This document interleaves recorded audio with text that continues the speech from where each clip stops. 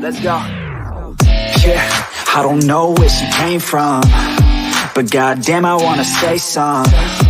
She a dime, wanna make her mine. Heard through the grapevine, she a great time. Yeah, it should be a goddamn crime to look that damn fine. Gotta lock her up and throw away the key, or you could lock her up and give the key to me. Take it down low, drop it down to the ground floor. I just wanna go and explore. Ooh, baby, I just want more. I want more, got a body like a rock star. Yeah, that shit is looking rock hard, yeah, rock hard. I would put her on the roster, cause she keeps on getting hotter and hotter. Ooh, baby, let's go. She doesn't take it slow, she's putting on a show. She's acting like a pro. Oh, baby, let's go. She doesn't take it slow, she's putting on a show. She's acting like a pro.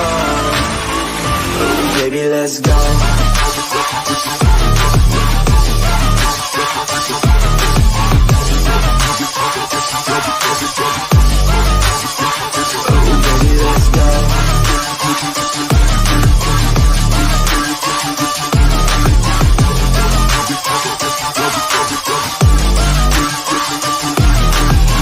Oh, she looking straight from the city.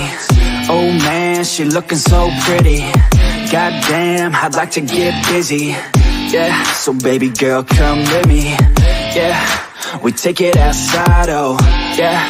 Wanna stay up all night, oh yeah. Wanna get it all right, oh yeah. Now she wanna skip the side. She got a fine ass body with her head on straight, and she look a little naughty, but that's a-okay.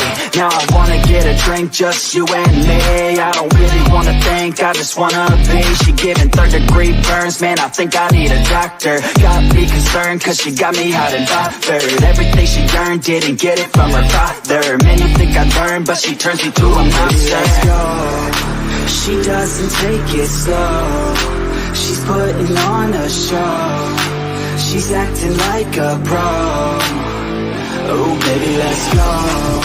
She doesn't take it slow, she's putting on a show. She's acting like a pro. Oh, baby, let's go.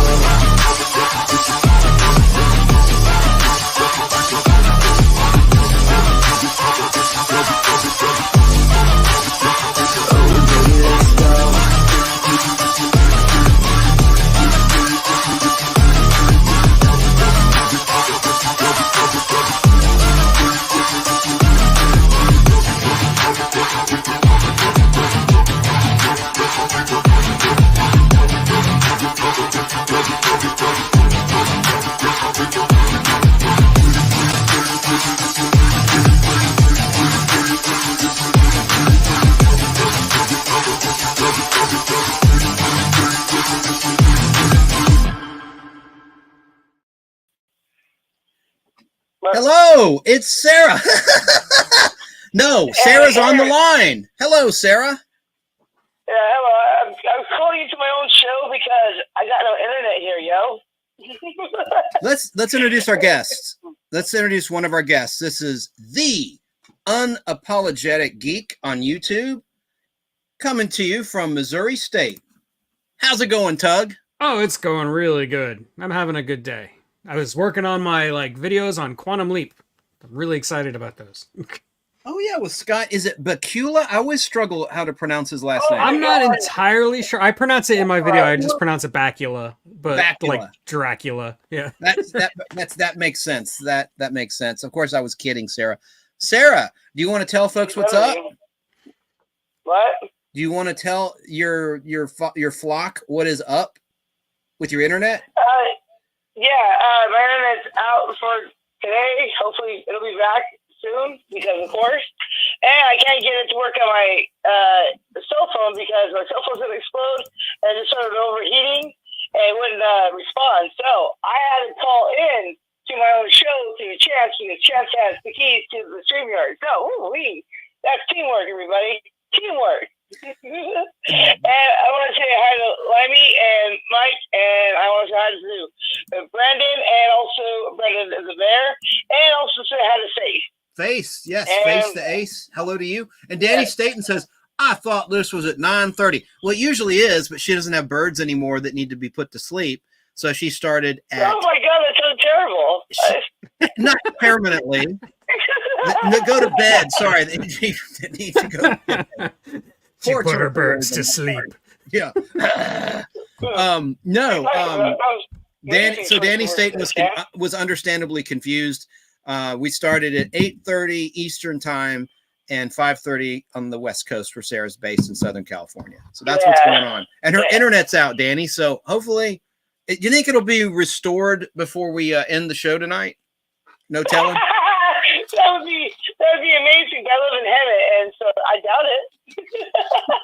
Let's call out your provider. It's Spectrum. Spectrum, you suck. Yes, Spectrum, you suck. Everybody goes, you suck. Whether you pretend that you don't suck, you suck. Okay, there you go. And she did pay her bill, just so you know. This has nothing to do with that. With the And there you go. Yeah, and this is funny. Limey Redneck says Sarah's literally phoning it in. Like you phone in a performance. True. That's a good comment from Limey. Limey Redneck. We got Don Girl in the house. How you doing, sister? Good to see you always. Dude, she just released a really cool Coldplay song on her chat. It was really cool. I liked it. It was cute. I liked it a lot. Hello, NH. Everybody. Hello, NH, Mountain Girl. And we got the Buzz Files here. How you doing, family? And Brandon reminds me that Pepsi is gross. Yeah. We know how you feel about Pepsi. You're a Diet Coke kind of guy.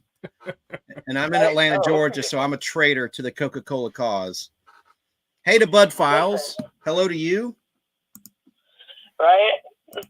Anyways, okay, all right. Enough of the soda wars of the 90s and stuff. Soda wars. All right, so yeah, did Chopi say anything back? Oh, she's still at work, so she'll join us when she can. But why don't you tell everyone what the topic is that can't read, because it's in the subject line, but anyone who might just be listening, what are we talking about tonight? Tonight, the topic is lost media. I was watching a video of Doug there, and he said something about how he had deleted a bunch of his original stuff on his channel that we'll never get to see. And I got to thinking, yes, I always want to talk about, what is the topic of today's show? I already forgot. Lost media. Oh, and I thought it was, Lost I have a media, lot of yeah. photos of lost media, a lot, and I'm sure Tug does as well, or some great commentary about lost media, obsolete media. Yeah. And we've got a bunch. I'm going back to the 1800s, the early 1800s to start my list when we get around to me. But Brandon reminds me, Brandon, who hates Pepsi, Brandon Priest's garbage truck videos on YouTube, says, Chance, cool people drink Coca-Cola original, but you're not cool. You're the most uncool person I know. So your point is not valid. I'm just kidding, Brandon. I got to poke you back. All right. We got You're fine. inside of the house. How you doing? So, no, gotcha. I am so confused with what that even means. But anyway, this is a day. Hi, Snarky. Good to see you, sister. Yes. I just kicked a bunch of stuff. Brandon corrected me. He doesn't drink Diet Pop. Okay. You drink Coke Classic. Got it. Don't you ever say something wrong about Coke again. Okay. Anyways, okay. He was just a little lurking. Sorry to hear about your trouble, sir. Well, thank you. Yes. It's internet all day, and then when I want to go live, it's like, no internet. Features, wonderful features. People are giving you virtual hugs. You'll get through this. I'm sure your internet will be restored very soon. Well, if not, I'm just going to blame you for it. I don't know why, but I will. And there you go. Yeah. So for now, my flock is everywhere should be my flock is nowhere. Unfortunately. I have told you I'm somewhere. A Just voice in the dark. perched. It's just perched right now, okay? Just perched, all right? We're pushing right through it. God. All right. Well, Not, should not we? pushing, perched. Jesus Christ. I'm your co-host every other Tuesday, so this is my night. Things got a little messed up because we did 2 shows in a row to celebrate your 1,000 subscribers, which you've surpassed. Woo! Well, it was my birthday. And your birthday then show, yes, I was 1K, yeah. right. So you let me skip a couple Tuesdays, so we're back on track to every other Tuesday. So this will be good. Now, our guest here, should we start with Tug, the unapologetic geek? How do you want to do this? Do you want to have him talk about an obsolete media piece, and then you, and then me, and take turns? I mean, I think that's what I suggest. We didn't have time to do a pre-show meeting because of your tech troubles, but yeah, what do you think about that? When I had all my tech, you were busy, and when you were free, I had all my tech issues. Of course. You know what? I like your idea. Take it away. Okay, and I want to say Brain Bender's Banter will be with us. Great YouTube channel with puzzles and games and fun. And we're on a panel every Saturday night, Sarah and I, and TD, and Jim's camera at dawn, and sometimes our friend Dan in South Carolina. And yeah. So beautiful man, TD, yeah, everybody, the whole 920 yards. So she should be here. She's just gotten off work out in Southern California, Northern California rather, is where BBB Chrissy's her real first name, and busy lady in a good way. But she'll be on the show with her picks as well. So take it away, Tug. What do you think? Where do you want to start with? Well, first I want to show you this thing that my wife made when we first got married. Let It's me pull up your I don't know if inventory. you can see it through all the reflections, but it's all the various different types of media that were used in the 80s and 90s, including the big old giant floppy disk. We tried to get a DAT disk on here, but I couldn't find one on eBay that was cheap enough. But you got your, and she put like how many megabytes or kilobytes each one of these did. You got your little tiny old school flash disk. This is a zip disk, if you remember zip disks. Yeah. I used to do so much on zip disks. Actually, no, wait. This is a mega disk. This is a zip disk. And yeah, you got your classic floppy. You got your 3 1/4 that was used all the way up until about 2002. So yeah, this was really cool. I've had this hanging on my wall for years. That's extremely impressive. That visual aid cannot be topped. That is incredible. That was a lot of fun. Of course, the iPod sort of made a lot of those items obsolete. I refuse to believe that CD is ever obsolete, though. I still have a CD burner. Me too. And I just got what I call a supercomputer that has a disk drive. So I can add to my YouTube channel. I have a lot of VHS content and a machine that'll convert it digitally to a DVD. And then I can put the DVD in the tray and upload it. It's like there was a conspiracy, Tug, to make DVD and Blu-ray obsolete before its time, because laptops and MacBooks don't have them. Yeah, I have a laptop and I always have to plug it into an external, external CD burner. Yeah, and my DVD drive and shit. Yeah, I don't hate that, actually. I've already decided that my next computer is gonna be a tower, just so I can put a disk drive in it. Because I mean, I don't take this laptop very many places. Like if I go on vacation, I'll still have this laptop, so I can just have a tower. You know. Right. Even if I have to build it myself. Very cool. And I thought of something. Remember the portable DVD player you could take on an airplane? It had a little screen. I love that device. I have one right on top of the shelf I'm pointing at. That thing was cool. It's battery operated, or you could plug it in using AC. And I just thought it was fantastic. We had one that would like stick to the back of like your car chair. Like you could stick the screen on there, and then the drive would be like, it would be connected but kind of separate, so you could put it on the ground so it wouldn't vibrate too much. That was cool. Yeah. That's what she said. Hey, Sarah. Yeah. Okay, what's your pick? And do you need me to press any buttons? Do you have any photos or anything you want me to back up your pick?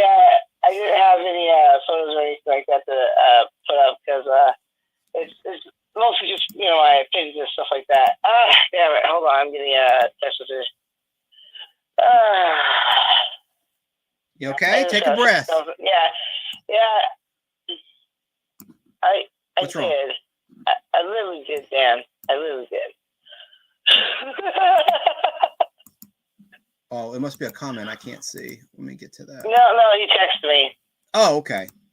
Well, what did he text, or is it private? So you can let everyone in on the little secret. No, I was just saying, I did. I let everybody know that it was going to be earlier today. I said that to everybody. That's why we're earlier. But it was still later because I lost internet there. Anyways. So Lost Media, what do you want to kick off your list with? Yeah, so, not so much as I have my own Lost Media and stuff like that, but, another thing that, made me think of, this too was, some time ago, California was on fire. Who knew? And anyways, it was on fire over there at Universal Studios, and they lost a bunch of really old, like silent era, type films and stuff like that, right? When the lot burnt up and stuff, right? That was a terrible occurrence. Yes. Yeah, Lost Movies is what I'm going to be mostly talking about. So excellent. Yeah, so I think I'm on fire too. It's also like our own stuff, right? That we get deleted and stuff like that, right? Well, also a lot of the masters of Elton John's music were destroyed in that terrible fire in 2008. It happened on June 1st, 2008, and there were a lot of improperly stored items. There's a rumor that all of the masters, the 35 millimeter masters of shows in the Universal Television Library were destroyed. There's controversy about that. Some say they weren't, some say they were. Shows like BJ and the Bear, The Misadventures of Sheriff Lobo, that were never released on VHS even, or Laserdisc, or DVD, certainly not Blu-ray as of yet. And I think those shows were really a lot of fun. They weren't highbrow entertainment. They definitely were very base and basic, but you had a lot of TNA, a lot of action, a lot of comedy, a lot of interesting actors. And that show has never surfaced on MeTV or Antenna TV or Cozy. I guess Cozy would be the home for that because Cozy's owned by Universal, which is owned by Xfinity/Comcast. So I don't know, but yeah, that fire was a terrible thing. I didn't mean to steal your thunder, girl. I'm sorry. I'll shut up now. No, you're perfectly fine to talk about it and everything like that. I mean, I just throw stuff out there because there's just so much there's so much to talk about there. I mean, that's some stuff that will come back, and then you got all this like copyright stuff out here that you can't even preserve.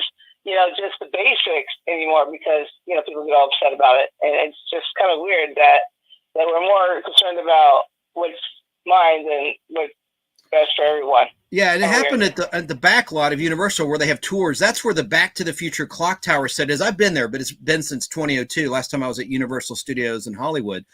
And you have the Jaws shark, all sorts of wonderful items. I don't know if they're even still there, the way California keeps demolishing their landmarks for more real estate. Right. It's terrible what they've done recently, destroying the Screen Gems lots like the Bewitched house and a lot of the Idrimagini, Major Anthony Nelson's house set. The external set was leveled. Terrible thing. But the fire, like I said, was on June 1st, 2008, and it broke out as a 3-alarm fire on the back lot of Universal Studios in Hollywood. And there was negligence. The fire was caused by someone who was storing, let me look at my notes here. I want to say propane, but I don't want to misspeak. But an explosive element was near where someone was using a blowtorch, and it just blew up, and that's what started the fire. Oh my! I want to say hi to Susanna. It's good to see you, sister. Always good to see you. Always love hanging out at her place. I don't know, it's just a lot of fun there. I don't know. It's just one of those places where it's just chill. You just meet a lot of people. It's a good place to hang out. Can I say something real quick? The fire started when a worker was using a blowtorch to warm asphalt shingles that were being applied to a facade.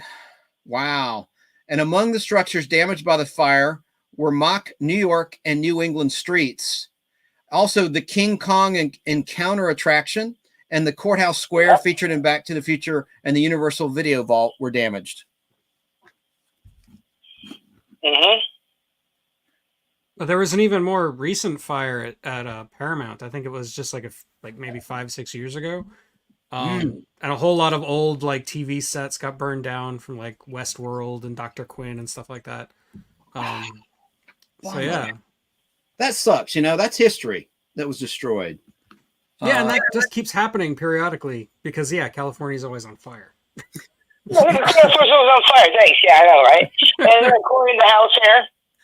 Hey, Corey's Comedy Channel. Limey Redneck says, no, I love Bewitched. Samantha was cute and it was a funny show. Yeah, I'll show you an item. But Corey's Comedy Channel, he's a magician in the Las Vegas area and he's a comic. There's a Bewitched set. He won. Tug won that playing trivia on my channel. Yeah, on the Nostalgic Pod Blast. But yeah, man, good to see you, Corey. He's live, Sunday at 7 o'clock Pacific time, 10 o'clock Eastern time. And he goes for about an hour. You guys have internet. Make sure you check him out. Definitely. I caught it. So for you, Limey, here's a Bewitched comic book, a Dell comic book, where Sam is playing her cousin Serena, her troublesome cousin. There, let me just blow it up so you can see a little bit. There's a bit of a glare. Sorry about that, but I love that one, that cover, and I love this one. This is shortly after Tabitha was born. And I've said this before, but I'll say it again. Tabitha was spelled this way, like on the comic book. And there was a credit introducing Tabitha when she was introduced in season 2. And then they changed the spelling from Tabatha, like take a bath, to Tabitha. Where does it say Tabitha? I thought it said Tabitha. Yeah, we saw it. Yeah. Oh, right there. Yeah, Tabitha right there. Right there. And there was a doll spelled that way, Tabatha. So no one really knows why they changed the name to Tabitha, but they did. And some say Liz Montgomery didn't like the spelling of Tabitha, but that's not been proven as to why the name was changed. Let me put our guest back on the screen. There we go. Yeah, nowadays, they'd probably put an unnecessary Y in there somewhere. Oh, I know. Yeah. Hey, I wish you would do layouts the way I taught you to, but hey, whatever. At least you're hitting buttons. Okay, cool. All right.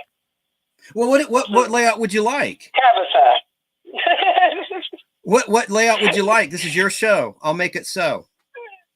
That's cute. No, just when it has to be big, right? Just everybody on the side, right? Like that way, everybody can still see who's there. Well, it's just the two of us now. Yeah, there's only 2 of us. Yeah. So I don't know. I know. I don't know, but I'm confused. And Corey, he says, I'll be here all week. Try the meatloaf. The 9 o'clock show is completely different from the 6 o'clock show.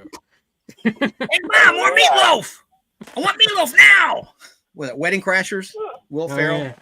Yeah. Wait, Wedding Crashers. There's a movie, a comedy, and Will Ferrell had a cameo. He's playing a guy living with his mom. Anyway. Yeah, no, yeah, okay. When Corey mentioned meatloaf, I thought of that scene. That's all that happened there. Okay. So your Lost Media was about the fire of 2008 at Universal Studios. Did you finish your thought? Well, yeah, it's just mostly that was my thoughts on that. So somebody else's turn, I guess. I don't know. I just want to hear what you guys have to say about it because you guys are big into Well, I'm going in chronological order with my list, and let me see how many items I have. I have 1, 2, 3, 4, 5, 6, 7, 8 items. Here's the first. This is called a stereoscope. I'm going to put it on the screen. Remember the stereoscope. A lot of you youngsters will not remember this unless you're at your grandparents' house and you might have seen this item. And do you know what year it was invented? Anybody want to take a guess? Tug, Sarah? I'm going to say 1925. Lower. I don't know. It's math. I don't know math. No, just take a guess a year that you think that the device on the screen was invented. No cheating. Don't Google cheat. Sarah, just throw out a year. Well, first off, I don't even know what it is. So I'm going to pick up my phone and take a look at it like an old woman. Oh my God, is that a viewfinder of the past? Yeah, it's like a viewfinder. Yeah. Correct. And it was in 3D. It's called a stereoscope. Stereo, like for the ears, except stereo. What's so funny? Stereo for the eyes. Did a comment come up that cracked you up?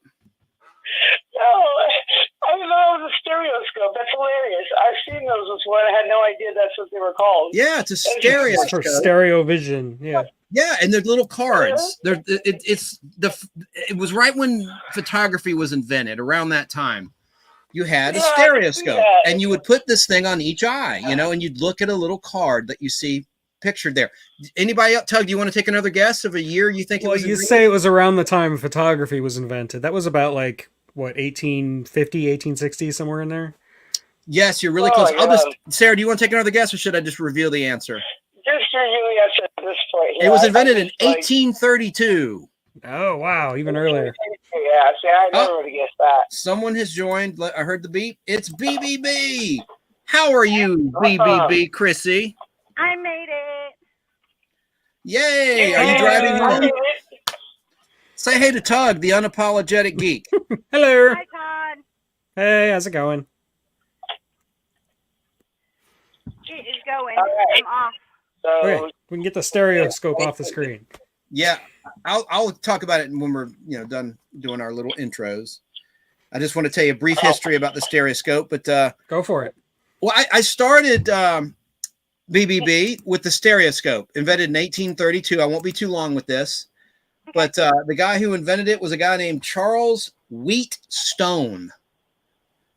It was invented by Sir Charles Wheatstone, and it was constructed for him by an optician, R. Murray, in the year 1832. And it works both with reflecting mirrors and refracting prisms. It's pretty cool. And you just look at these little cards. So there's not much to it. And that's my first pick. Now let's get that off the screen and ask you, what is your first pick? We're going to go round table tonight talking about obsolete media. What is your pick? Your first pick, Chrissy? What do you mean, my first pick? We're talking about obsolete media. That's the topic. right, right, at Lost this moment. media is what Sarah calls it. Obsolete media. I guess you didn't get the memo. Yeah, I'm trying to get off work, so I was like, oh my god, I'm trying to get off work. Well, I don't want to put you on the spot. That's cool. We can just, go back to Tug if you need a minute. I think that thing you just had up on the screen though looked like the first viewfinder. Exactly. It's a stereoscope. Listen, It segues into my second pick. I'll just put it on the screen, which is the Viewmaster. Yeah, Viewmaster. I had those. Me Absolutely. too. I loved those things as a kid. We'll talk I know about all of the that. national parks because of that from the Viewmaster. I had a Right? whole set. There was like one for each national park, and there's like 30 national parks at least. I think so. Hey, Sarah. Dan has just joined. Hey, Dan. Dan, Good evening. Greetings from South Carolina. greetings. there you go. I am sorry I'm late, Sarah. Well, she messed me over a little bit because I thought it was 9:30, and I'm doing this live stream and trying to get all my stuff together so I can be done in here by 9:30. I look on and here you are all already on. Hi, Dan. Messed my whole schedule up. I had told you backstage a few days ago that I was going to be live earlier. You said, okay. Sorry, Dan. I thought it at the earliest 9 o'clock. Yeah. You did not specify how early. All right. All right. Get Well, the I bitching got session you. over with so we can get back on I'm track. here. That's all that matters. I made it. I'm in the show. So, what is your pick, Dan, of obsolete lost media of the past? Obsolete lost media. It could be something we talked about, for instance. Well, I've got some good ones. I don't want to spoil. I would really like to see the lost original version, the German version of The Hobbit. Oh, good call. Yeah, And- yeah. I've always wanted to see that. And I've heard there's a copy of that somewhere in Europe. And there's actually clips from it on YouTube, but I've never seen the whole silent movie, The Hobbit feature. I've only heard about it. I haven't seen anything on it. Like, I didn't even see any YouTube video clips of it. Like, that's cool. Yeah, it's even cooler is the reason I'd like to see it is I happen to have one of the movie props from that movie, the Lord of the Rings, Bilbo's sword, the stinger. Oh, nice. Sting. I've got a- yeah. I've got the sword actually used in that movie. Cool. Very cool. Corey's comedy channel has a little joke I put on the screen. Hey, my dad was a fireman. He used to fight fire with fire, and that's why he got fired as a fireman. Now that's comedy. Ark. He's all fired up. Good one. He's all fired up. See, we're approaching Father's Day weekend, so we got to get the dad jokes in for sure. And Corey's the king of the dad jokes. Well, sure. Okay. That sounded a little sarcastic. Well, I mean, Pawn's dad jokes are, I'd have to say, even better, honestly. I think it's a draw, but that's a great point about Thrash Pondo Pons. Really nice guy in Cape Cod, Yeah, Massachusetts State. Maybe it's his delivery. Maybe that's what makes But it better. wait. I'd But have wait. to do a comedy off. A dad joke off. That would be great. That doesn't sound right at all. Careful, Oh, no. you said joke off. Okay, let me be clear. Dad joke off. Yes. Correct. All right, we're not doing these circle jerking around here. All right, Dan wanted to say something to you. That's okay. It was a horrible comment. I decided not to say it. Okay. It was the Tourette's about to come out and make Corey cry, so I'm not going to do it. Poor Corey, don't make him cry. I pick on Corey because he's my buddy. He's a nice guy. He's a fast friend, that's for sure. Fast friend. Keebler, no sugarcoating the truth, says, you know what has really lost cassette tapes? That's one of my picks. They warped easily and tons of stuff can't be played. Remember when the tape would come out of the cassette? When there'd be a malfunction? Yeah, and tape would go. They did a funny bit. Like, wind it back up with a pencil, you know? Yeah, it's just all the time, man, and videotapes as well. I mean, if your shit broke, you always find the Sarah to fix up for you. And I just there you go. There you go. Save it. And you know, speaking of videotape, I was such a little hellion. I rented Star Wars in 1985 from a video store, took the tape apart, and swapped it out with a blank VHS. And they did not figure out who did it or where the movie went or anything. And I transplanted the movie into the tape and stole the thing. And back then it was like $100 to buy a VHS of Star Wars. It was $100. Yeah, for the longest time, it was super expensive to get Star Wars. Yeah. I used to go to the Crimes? I used to go to the video rental stores and I would rent a bunch of really cool movies. And back then in 78 and 79, movies were like $120 if you bought them. So I bought a bunch of the, well, actually I was given a bunch of VHS blanks and I had a VCR and my mom had a VCR. So I'd stick them together, throw them patch cables in and rent them and dub them off and make my own copies of the movies. So I wouldn't have to buy them. And Laserdisc, if you were fortunate to have a Laserdisc player, you could connect it to your VCR. Fortunate. I would not call Laserdisc players fortunate. Sorry. You could connect it to a VCR and record a perfect recording of a movie. I have a lot of Laserdisc recordings my dad had from one of that. them great big old machines that played DVDs that looked like record albums. I don't know Basically, what it's called. yeah. It was a great big old Supergirl. video Wow. player. I hated that thing. Unfaded though, but yeah, this is a original huge VHS. The box is huge. That's what she said. 1984 from USA Home Video. I think that was the USA Cable Network's home video arm. And then let me show you. Here's a Superman the movie in the plastic old VHS release. Nice. Still in And the plastic. Yeah, it's still in the. I opened it from the bottom though; it's not sealed. Oh, That's okay. what I did Yeah. with most of them, but I just love the plastic. Well, And I yeah, have- and it protects it from light damage and stuff. Oh yeah. You know, I've got quite a few VHSs, and a lot of them have never even been opened. Wow. If anybody I- wants to buy them, just let me know. Because When I was a kid, I collected a lot of the old Disney, like the clamshell ones, like from their vault. And those, like, if I could find the box that's somewhere in my parents' attic, if I could find that, it would be worth so much money. Which one you because- looking for?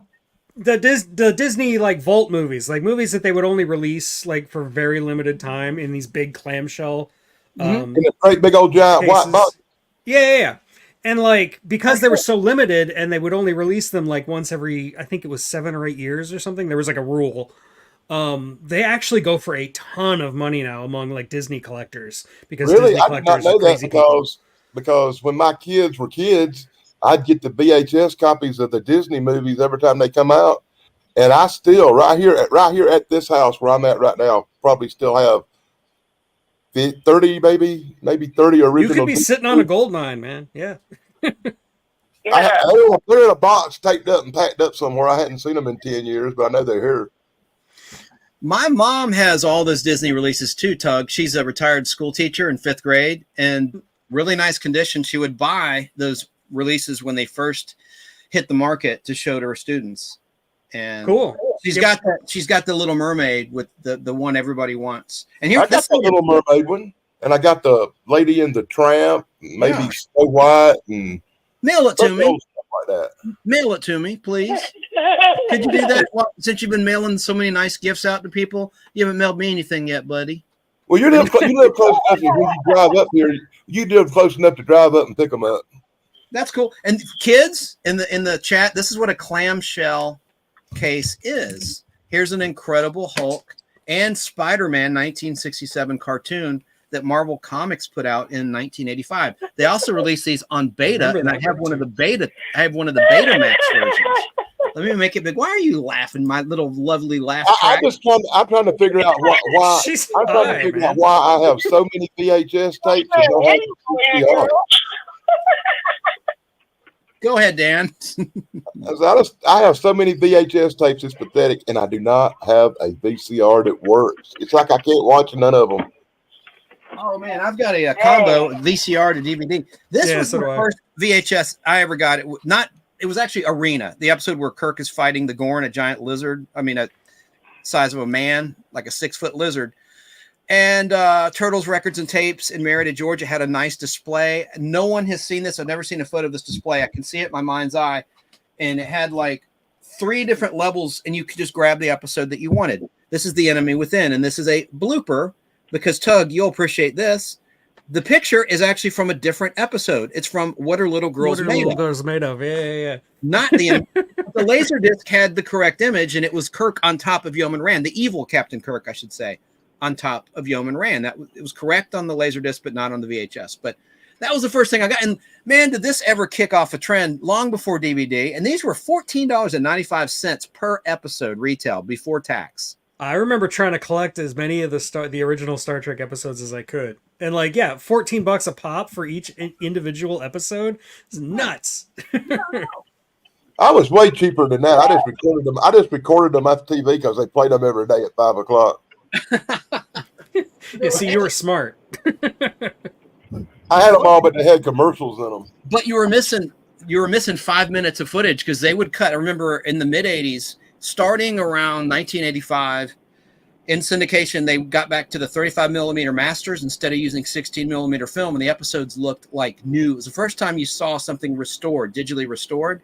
But they would cut 5 minutes out of an episode. Now, one of those minutes was the next week preview, so only so that didn't really affect the story as much. But then the other 4 minutes sure did, and that kind of stunk when they would edit for more commercial time, because a TV show, Star Trek, was without ads 51 minutes 30 seconds long, give or take a few seconds, without commercials. And then when 1985 hit, it was reduced to 46 minutes 30 secs. So 46 for 47 5 minutes. Yep. Yeah, 5 minutes. I would say when I first started doing it, I would sit there and I would pause every commercial and start it back when the show come back on. But that got really tedious and irritating, so I just started recording them full. I did that for Night Court of all things. I got pretty good at not having commercials in my videotapes. Tug, for you and for Dan and Sarah, this is the Laserdisc I referenced. I have that too. And there's Kirk. Yeah. How it's correct. That's the correct image for The Enemy Within, where Kirk is split into 2 halves by the transporter malfunction, a good half and an evil half. And same episode, but the VHS was wrong. So somebody effed up, but the back was the same. The back is the same. And there was 2 episodes per Laserdisc, 1 per side of the disc. And I just love the artwork with the little transporter animation in the back behind the images. I think that was pretty cool how they did that. And then they redesigned them a few years later. And I hated this design. This was like the 1990 repackaging so they could re-release them, and they took out the 1 minute preview. Like these had the next week previews, next voyage intact. Yeah. And then they didn't have them in these. And I'm like, why would they remove that? I just love the Yeah, way because they those are do fun. editing. Yeah. Yeah, absolutely. Sweet. It's like when I watch a show like even like a more recent show like Lost or something, if it has like that segment of like what's on the next episode, I want to watch that even if I'm binge watching. I don't know why, I just like it. It's fun. Amen. We are of the same mind on that. And this was the best release. This is the DVD release. It had the next week previews, but they were isolated, but it had the original first half of the season 1 opening by Nice. Alexander Courage that you heard in only one episode, Where No Man's Gone Before, not the pilot version, Right. where it had Act 1, Act 2, Act 3, but the aired version, that's the only one in syndication for the longest time where you saw that opening. And then they changed it midway through season 1 to the one that they used primarily in syndication. And what I don't like, Tug, is that now, let me take myself off solo shot there, is that now, like on MeTV and in syndication and on Paramount Plus, they're using the versions that were remastered in 2005 through 2009, where it's just a generic opening. And they splice that before all the episodes. And as you know, the original openings in the seasons were different. You know, you had what I call the Wailing Women Yeah.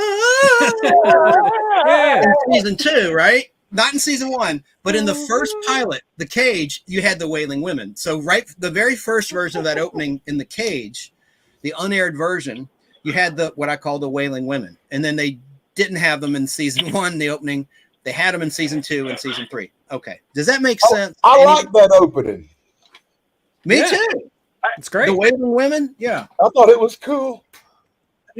And that's what I'm saying. And some hotshot working with Paramount decided we don't need that anymore. We're just going to have we're going to hire some cheap musicians to reorchestrate it, and we'll have a new version, and we'll just splice that to the front of every episode, all 79, actually 80, because the 2-parter Menagerie counts as 2. I do love my Twilight Zone DVDs because they have the different openings from like season to season. Like they would kind of change a little bit here and there. And the first season was drastically different. It was. And then it would also have like the end, like the preview of the next episode where Rod Serling is just telling you like, you know, our next episode's brought to you by Richard Matheson and will be wonderfully acted by Jack Klugman or something. You know, like I love that stuff. It's so cool. I did a podcast about Twilight Zone. I showed that, and you're right. And the season 1 had that different theme, Yeah. and it was by the same composer that scored Psycho for Alfred Hitchcock. And do you know his name? I bet you do, Tug. Actually, I don't off the top of my head. No. Well, it's irrelevant, but there were 2 different openings for season 1. No, for season 1. Remember that the strange opening for the latter half of season 1 showed a woman's eye, and Yeah, you the saw eye, and you saw the like, little line come through the screen. and, Yeah. and that line returned in season 2, the opening credits. Yep. When you had the traditional theme for the first time in season 2 of Classic Twilight Zone, that little line was going across through the sun. I don't know. I Yeah. like that little line. This is just a cute little detail. I don't know. I like that a lot. And the narration was different. Instead of like a doorway and all that, it's like a pit of I don't even remember it off the top of my head, but I love it. Yeah, it's and annoying. that I can't remember it. That opening was for the 1 hour season. Season 4 of Twilight Zone was expanded to 1 hour, and they That's took right. out they just called it Twilight Zone instead of the Twilight Zone. And then season 5 retained that original opening of showing the doll, showing the smashing window, dimension of sight, the dimension of sound. And, Right, you know, right. So, I really enjoy Tug's videos on the Twilight Zone he does. If you haven't got time to sit back and actually watch an episode of Twilight Zone, you should check out one of his videos. It's kind Yeah, of I'll like give you a quick summary. Yeah. it gives you the whole feel of that like you actually watched the episode and learned something. that's right. And it was Bernard Herrmann who scored the Thank Twilight you. Zone first I theme. should have known that off the top of my head. I really should That's have. okay. And it's kind of like I Dream of Genie. There were 2 different themes. The black and white season, the only season of black and white of the 5 seasons of Genie was the first season. And you had Richard Hess did that slow theme. And then you had Hugo Montenegro come in and jazz up the theme. And that's the guy that did the spaghetti westerns for Clint Eastwood. All that music. Yeah, like the theme song is what we remember from I Dream of Genie. Yeah. So there were two different themes to that show as well. And just like there was with Lost in Space, there was the season 1, season 2, then the jazzier season 3, all scored by John Williams when he was known as Johnny Williams, before he was a big time movie composer. All right. I like Keebler's Choice cassette tapes. That was a good one. And they did a funny bit. Are you familiar with Modern Problems, Tug, the Chevy Chase movie where he gets powers from 1981? I've seen it, but it's been years. I haven't seen it since I was a kid. So everything's going wrong for poor Chevy Chase right before he gets his powers, and he's in his car, and his cassette tape player screws up, and tape goes everywhere. yeah. And these kids key his car in the parking lot of the airport he works at as an air traffic controller, and then he encounters a tanker that's hauling nuclear waste, and it's green, and he gets all over him, and that's how he gets his telekinetic powers. That was a underrated movie, and there's a sexy scene where he gives his girlfriend an orgasm using his powers, and she's like, "That's the most incredible thing I ever felt." That's the one thing I remember from that movie. I can't remember the black lady's name from that movie, but I Nell think Carter. Nell she Carter. kind of stole the show for me. She was did. outrageously funny. She played Dorita, the housekeeper. And she God, was remember? into voodoo. We should do a whole episode of just examining your memory and how it works. You got the It's Star amazing. Trek. You got the Star Trek Vulcan memory, man. Oh, thank you, sir. But you'd be amazed at what I don't know. So Corey's getting a shout out from Lobo. I'm way behind on the comments. There's Tug right here on the channel.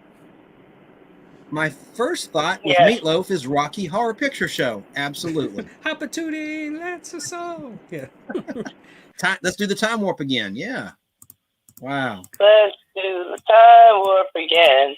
It's just something to the left. I live in a time warp. Right. I've been watching Space 1999 for like 2 months now. It's streaming on the official Shout Factory YouTube channel called Shout Studios. And I love it, man. It's like, I'm probably just going to kill my brain cells with lack of new things going into my mind, just watching the same thing again and again. Probably not healthy, but man, it's fun to stream that on the TV for free, commercial free, all 48 episodes in production order, the way the show should be seen. Because here comes BBB again. For some reason, IMDb has the incorrect episode order. And what happened was Tubi TV and Prime, which also streams Space 1999, go by the IMDb order. And it's really important if you're watching for the first time to watch the show in production order, because things happen like that don't make sense. Like there's a guy, Commissioner Simmons, who early on in the 5th episode gets his comeuppance. He's like an a-hole character. He's like Commander Koenig's superior. That's a great one. Great one. Mm-hmm. And you see that much longer in the IMDb order than you would in the actual production order, meaning the order the episodes were filmed. And you know how it goes, Tug, like with the original Star Trek. Star Trek, I was going to bring it up, yeah. Out of order is not the way to go. And that's the way they're shown on MeTV and on Paramount Plus. They have them in the aired order, which is flawed. I mean, it's the worst. That's the worst. About all of them. It's and the I always worst. say, is Baywatch. Oh my God. Well, yeah. That's the worst airing ever. Everything was always out of order. So bad out of order. I thought I was going insane watching the series because, good God, nothing made sense. And then to find out, oh, it was a feature. Crazy. I think I ran Brandon off with all the Star Trek talk. He can't stand classic Star Trek. Just like Brandon's garbage truck videos, he lets you know, boy, that he's not Star Trek again. Welcome back, BBB. Well, then if he's on here with me and you, he's on the wrong place. He's at the wrong place. What's that, Sarah? I said, are we echoing? No, not at all.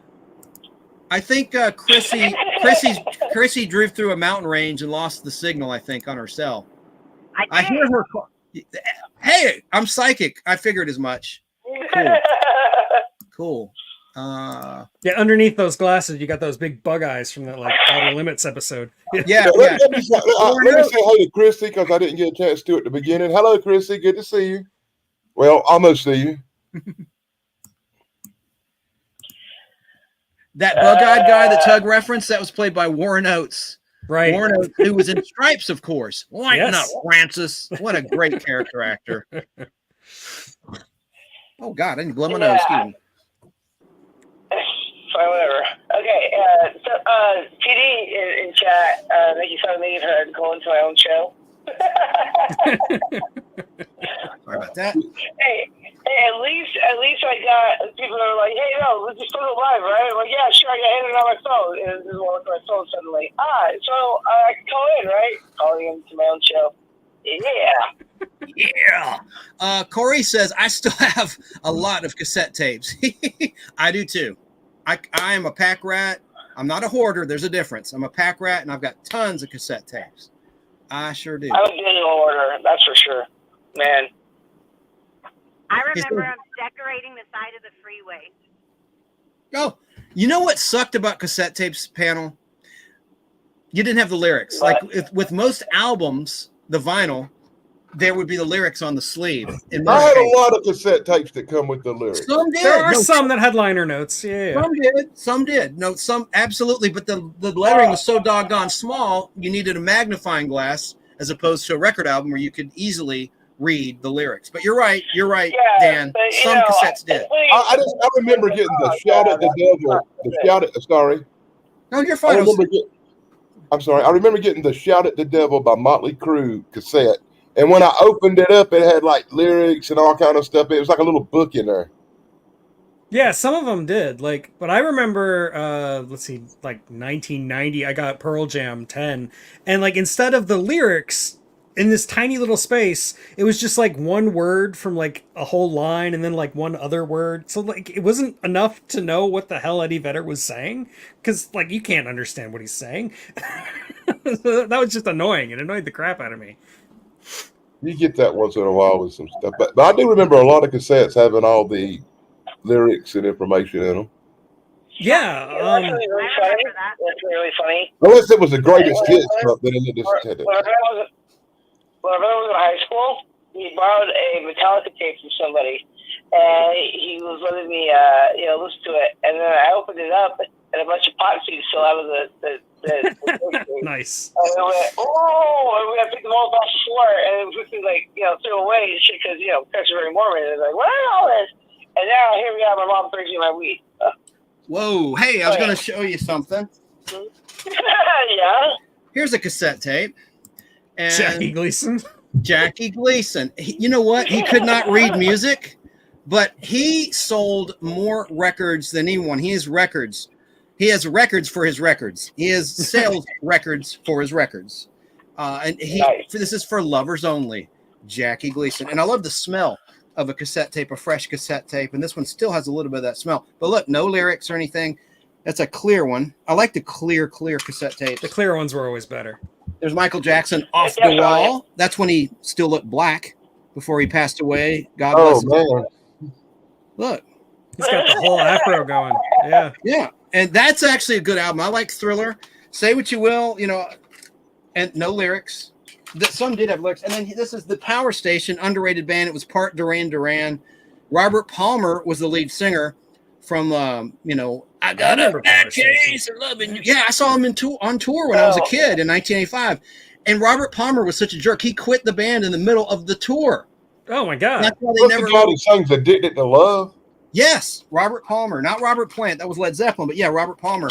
Now this one, I did like his videos. There's Andy Taylor. The two guys in the middle were in Duran Duran. Yeah, Andy Taylor. The drummer on the far right, and there's Robert Palmer on the left. But look, there's lyrics in there. But look how tiny there are. I just wanted to show you guys and gals a cassette that has lyrics, to Danny in South Carolina's point. There you go. You need a big magnifying glass like Sherlock Holmes to read them. Yeah. Look, it opens up pretty good. And that was a good band. It's too bad that Robert Palmer torpedoed his own band. He decided to go solo, and he just dumped them. And Some Like It Hot was a big single from this album. And they did another single, Communication. My theme that I borrow from them is Harvest for the World, which is a B-side. So not even a B-side. I think it was just on the album.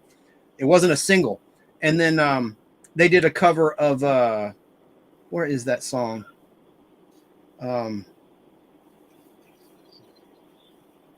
Get It On, Bang a Gong. Right. Or Bang a Gong. Get It On.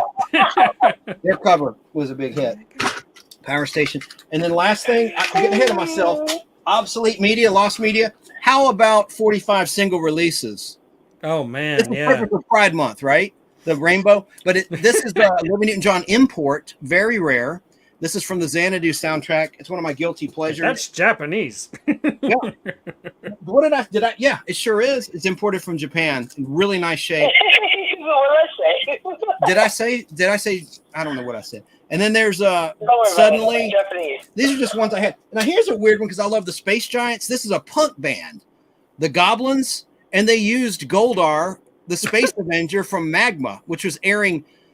I don't know if Dan in South Carolina remembers this. It aired on TBS on cable after school, 4:00. Had the Lugo Man Giant. It was Rubber Monster show. That's a complete mystery to me. I've never seen it or even heard of that one. Oh, it's great. Oh my God. I love the Space Giants. Rodak, this guy's trying to take over the Earth. That's a whole nother discussion. I'll do a whole pod blast on the Space Giants. What year was that? It was produced in Japan in 1966. From 66 to 67, there's 52 half-hour episodes. There is an ending where the bad guy gets killed by the good guy, Rodak, and he has these shape-shifting dudes that help him called Lugo Men. And the hero is a 50-foot robot. That's Goldar. He's gold, though. These guys, changed up the coloring of the character. It looks like a girl Punisher outfit or something. It's great. He actually has a wife, this guy, who's normal size, Silvar. And, of course, in Japan, Magma, Taishi is his real name, Magma, meaning volcanic lava. That's where he gets his power. He lives. Magma, got it. His base is in the base of a volcano, an inactive volcano. But anyway, boy, there's some comments coming in. So that's another piece of obsolete media, 45 records, singles, all replaced thanks to our friends at Apple. And before that, too, really.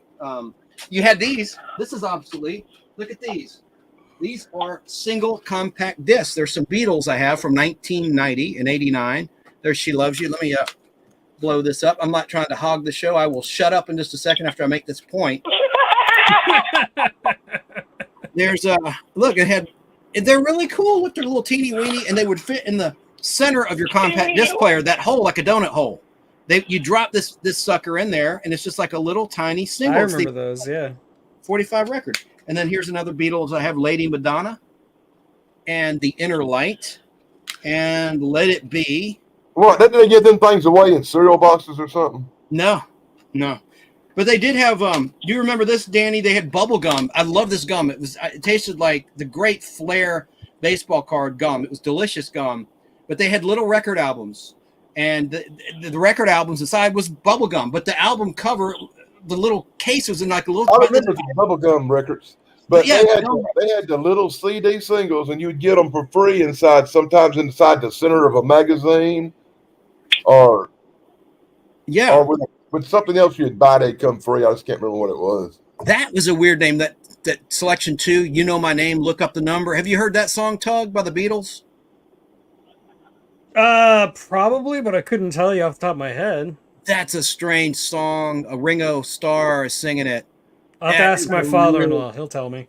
Oh, it's a cool song. I'm gonna listen to this after the show, actually, because I haven't heard it in a while, and I love that song. It's very bizarre. So let me. All right. Button. So let's go. Tug should talk. I've been. Yeah. I've got a good one. Like the one lost media story that just always blows my mind is that in the early 80s, NASA decided to delete and record over all of their original broadcast of the Apollo 11. Yes. Ooh. Yes. So the original movement, you're like, yeah, we don't need to see works. We did it, I swear to God. And it's gone. Yeah, They managed to find like a recording of a recording down in Australia, from some weird Super 8 film. And that's like the footage that you see. Like today, if you see Apollo 11 footage, you see that. And it's really grainy and really crappy. The actual original footage wasn't that grainy and crappy. It was actually a lot clearer. You want to update for that story? Yeah, go for it. I'm not sure where. I think it was Chicago, up north, somewhere like Chicago. They were tearing down a restaurant, and I believe it was a McDonald's. And in the basement of that McDonald's, they've actually recovered NASA films and stuff, and now they're trying to get the machines to see exactly what it is, but they think it is the Apollo stuff. Oh, that would be And it was cool. actually found in a basement of a restaurant. That was being torn down, and somebody happened to look in a box and say, "These looks important. Let's call somebody." And that's the only reason they got saved. That's wild. That's happened this year, I think. Yeah, I haven't heard that yet, so that's Look, very cool. I just heard it recently somewhere on some news show or something.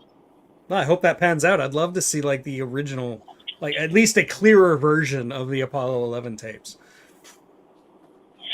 Right? I mean, I want to say hi to Eric, and I want to say hi to Daz, and Jim's, and Harold, and let's see here. I recorded earlier, Lobo, and Keebler. I think I'm caught up now. Physicals in here. Good to see you guys. And also, I still have internet. And also, hi, Kiss. Good to see you, brother. Always good to see you. Yes. Okay, I got it. Okay, here we go. Yeah. On July 21st, 2017, two huge Apollo era NASA computers and more than 300 of their data recordings were found in a Pittsburgh basement. These are believed to be the original Apollo moon landing videos. They are in the process of being converted. man, Oh, cool. That's from one of them .com websites called space.com. Thank you, Dan. Okay. One of those. I don't do the internet thing. I just do the YouTube thing. So it's weird when I have to go on some stupid website thing and go through a bunch of crap to read a story for 2 minutes. Wow. Hey, Corey, yes, the VHS tapes are worth a lot of money today, especially if it's a beloved film like Star Wars, the original VHS tapes. Yeah, and people get them graded. They get video games and VHS tapes now graded and slabbed. I got all them too. I got all the Star Wars stuff. Yeah, Yeah. you can get them in the collector's box. Yeah, all that stuff. Kind of takes the fun out of putting it in a VCR though. If you send a sealed in carbonite. Yeah. I hope Danny ain't listening. I don't want to make him mad. No. Hey, Ricky. Hopefully Snarky will be here too. She's our buddy. Hello to Dawes241. I'm sure Sarah's already said hey to you. But hello to our friend Jim on BBB's, my co-panelist on BBB's channel Saturday night. Ricky's Radio. I have said hi to everybody. Yeah. Of course. Well, I didn't. Well, yeah, I know, but you said my name I bet you did. I'm like, yeah, I did. I'm sorry. That's okay. I can always be in my chat and on the phone with you. Otherwise, everything else is it's not going to happen today. You go, and there you go. I couldn't understand a word you just said. Corey's Comedy Channel says, do you think the floppy disk will ever come back in style? I used a couple of those before. No, I don't think it will. I sold my working VCR a few years ago, says Keep. Go ahead, dear. It's your show. You know, you old when you played video games on floppy disk. I did that. 1987. Sure did. I remember like you'd get a really big game, like one of those like King's Quest 3 or something, and you'd have to like have multiple discs, and you'd have to like switch Yeah, it like out. when you're talking about, it's like a 4-disc set. Yeah, I loved those. I'm so sorry. I'm so sad. I know that. And I still know that like the regular floppy disk is only 164K, right?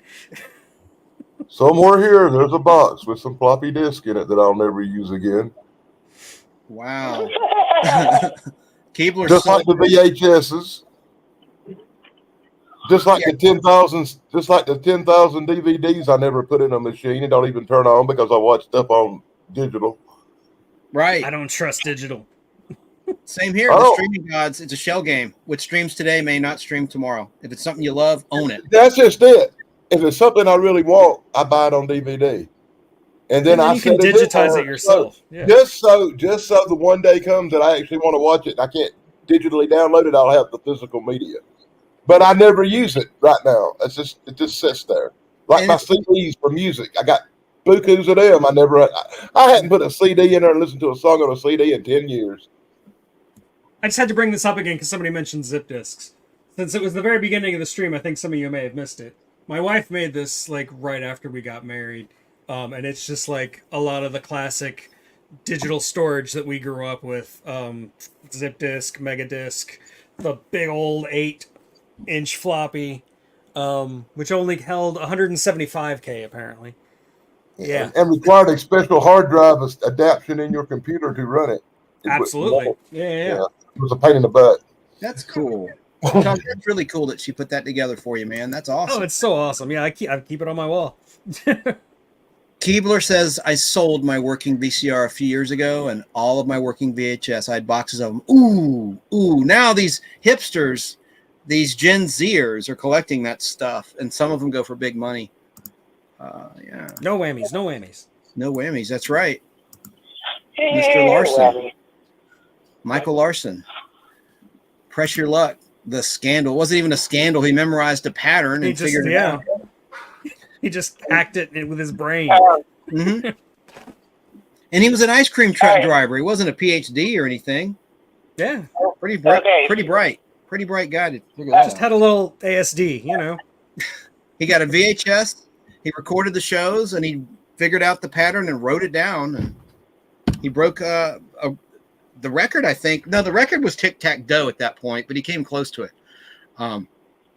A naval officer, Tom McKee, held the record until, who do you think broke the game show record that Tom McKee held from 1980 until 2004? That would be Ken Jennings on Jeopardy. In his I was about to say, it was probably that Jeopardy guy, yeah. Ken Jennings. Oh. I'm going to say it probably was a chance, that's for sure. No, because I auditioned for Wheel of Fortune. They tried to call me 3 times, and I missed the calls. Hey, TD's in the house in Ohio State. The lovely TD. Yeah. And My brother was on Double Dare. Really? Yeah. Hosted by whom? Who was the host at the time? Ah, God, what was his name? Ray Combs? Was it Ray Combs or no? No, that's not it. I gotta look it up because that's gonna bug me. I should know his name. My ex's family was on Springer. Does that count?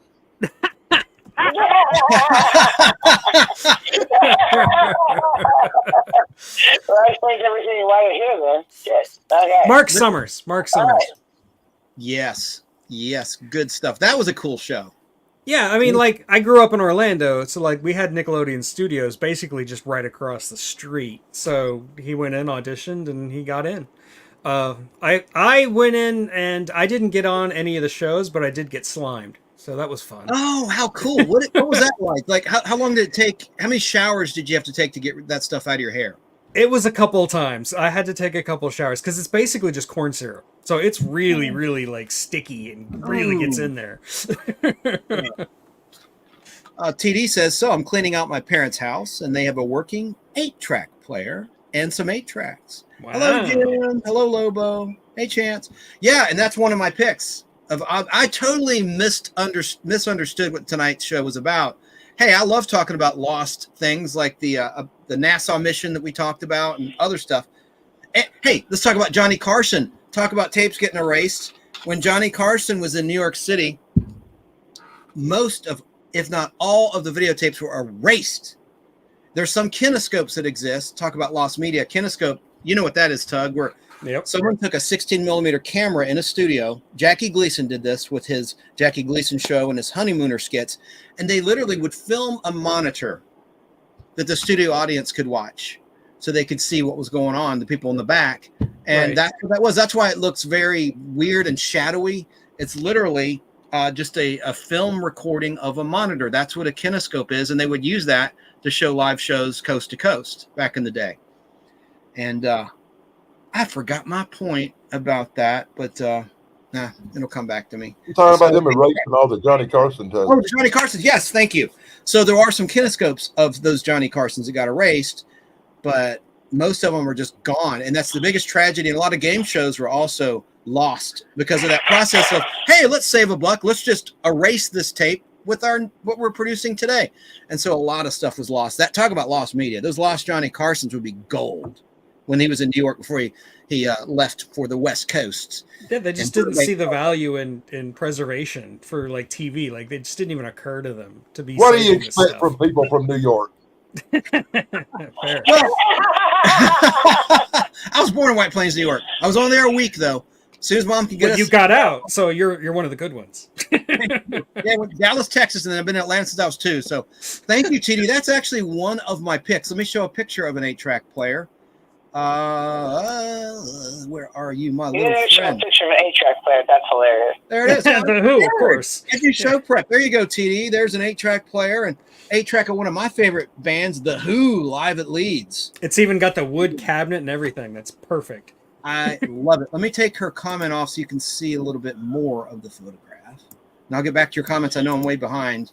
Well, there's not much more to show. I'll leave her comment up. Yeah, look at that. Left channel, right channel, left volume, right volume. Good stuff. Truckers loved the 8-track, man. And there was a little toy, too, that would quiz you with an 8-track. XL5. Remember the XL5 toy? Anybody out there? So there's their 8-track. I don't know about the XL5, but the thing that sticks out to me is I remember when in like 1973, when I was 8 years old, in my mama's living room was this great, big, giant, long wooden thing that looked like a cedar chest, and it was up to my waist. And you open it up, and it had 2 little things on top of it. You'd open it up, and on one side would be a record player. And right in the middle was a cassette deck and an 8-track player. And then on the other end was all the radio stuff you could tune in to listen to the radio. You got a little switch you could flip back and forth between whichever one you were using. I remember we wore that thing out in the 70s. I bet. Hey, TD says, you guys, she said the B word, my boyfriend has a like new VCR and DVD combo. I'm selling it at his garage sale. I want to buy it. I have one. I need a backup because I'm converting a lot of my video. No, So that's, seriously.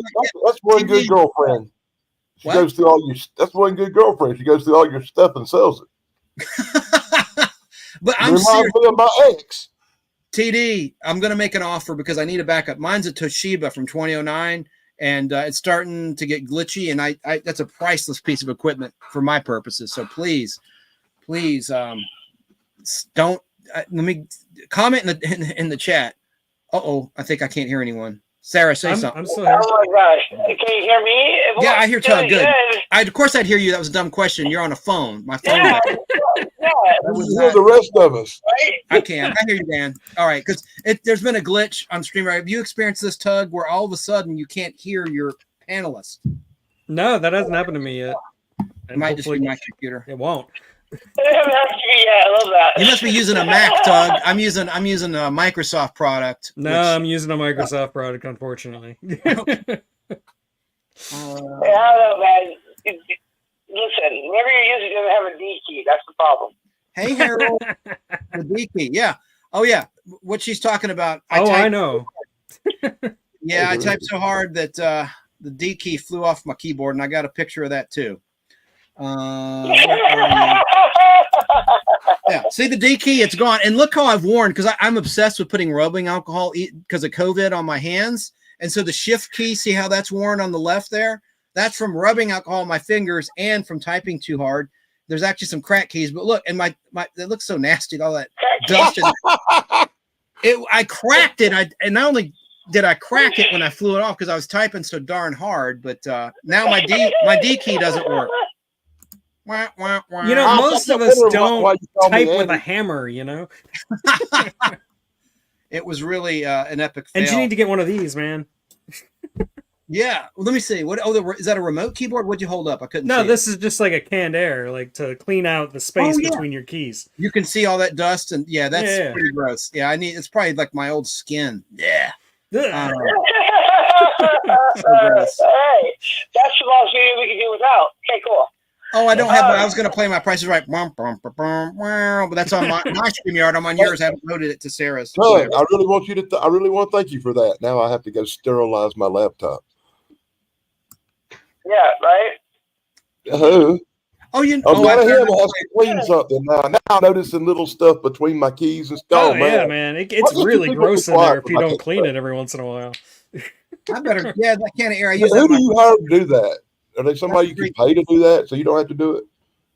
I mean, it really just depends on your keyboard. But I mean, if you just get a canned air like this, like you can just, it has like a little nozzle that you can stick in between the keys and just like spray, and it works great. You know, a funny thing is I've never even heard of a can of air. Buy a can of air. Haven't you seen Who Spaceballs? on the blue heck do you buy a can of air? Perrier, man. Yeah. Hey, we were talking about lost media. I think the next week preview is kind of a lost piece of media. We talked about how the Star Trek 1 minute next week preview would be in the original VHS release, and then they took it out. I'm going to play just 5 seconds of it. I know Sarah's in copyright trouble, but I'm just going to literally just show 5 seconds of the preview. Should be okay, Sarah. Are you there, Sarah? Yes, I'm here. Here is what the next week preview and blame him. looked like. You've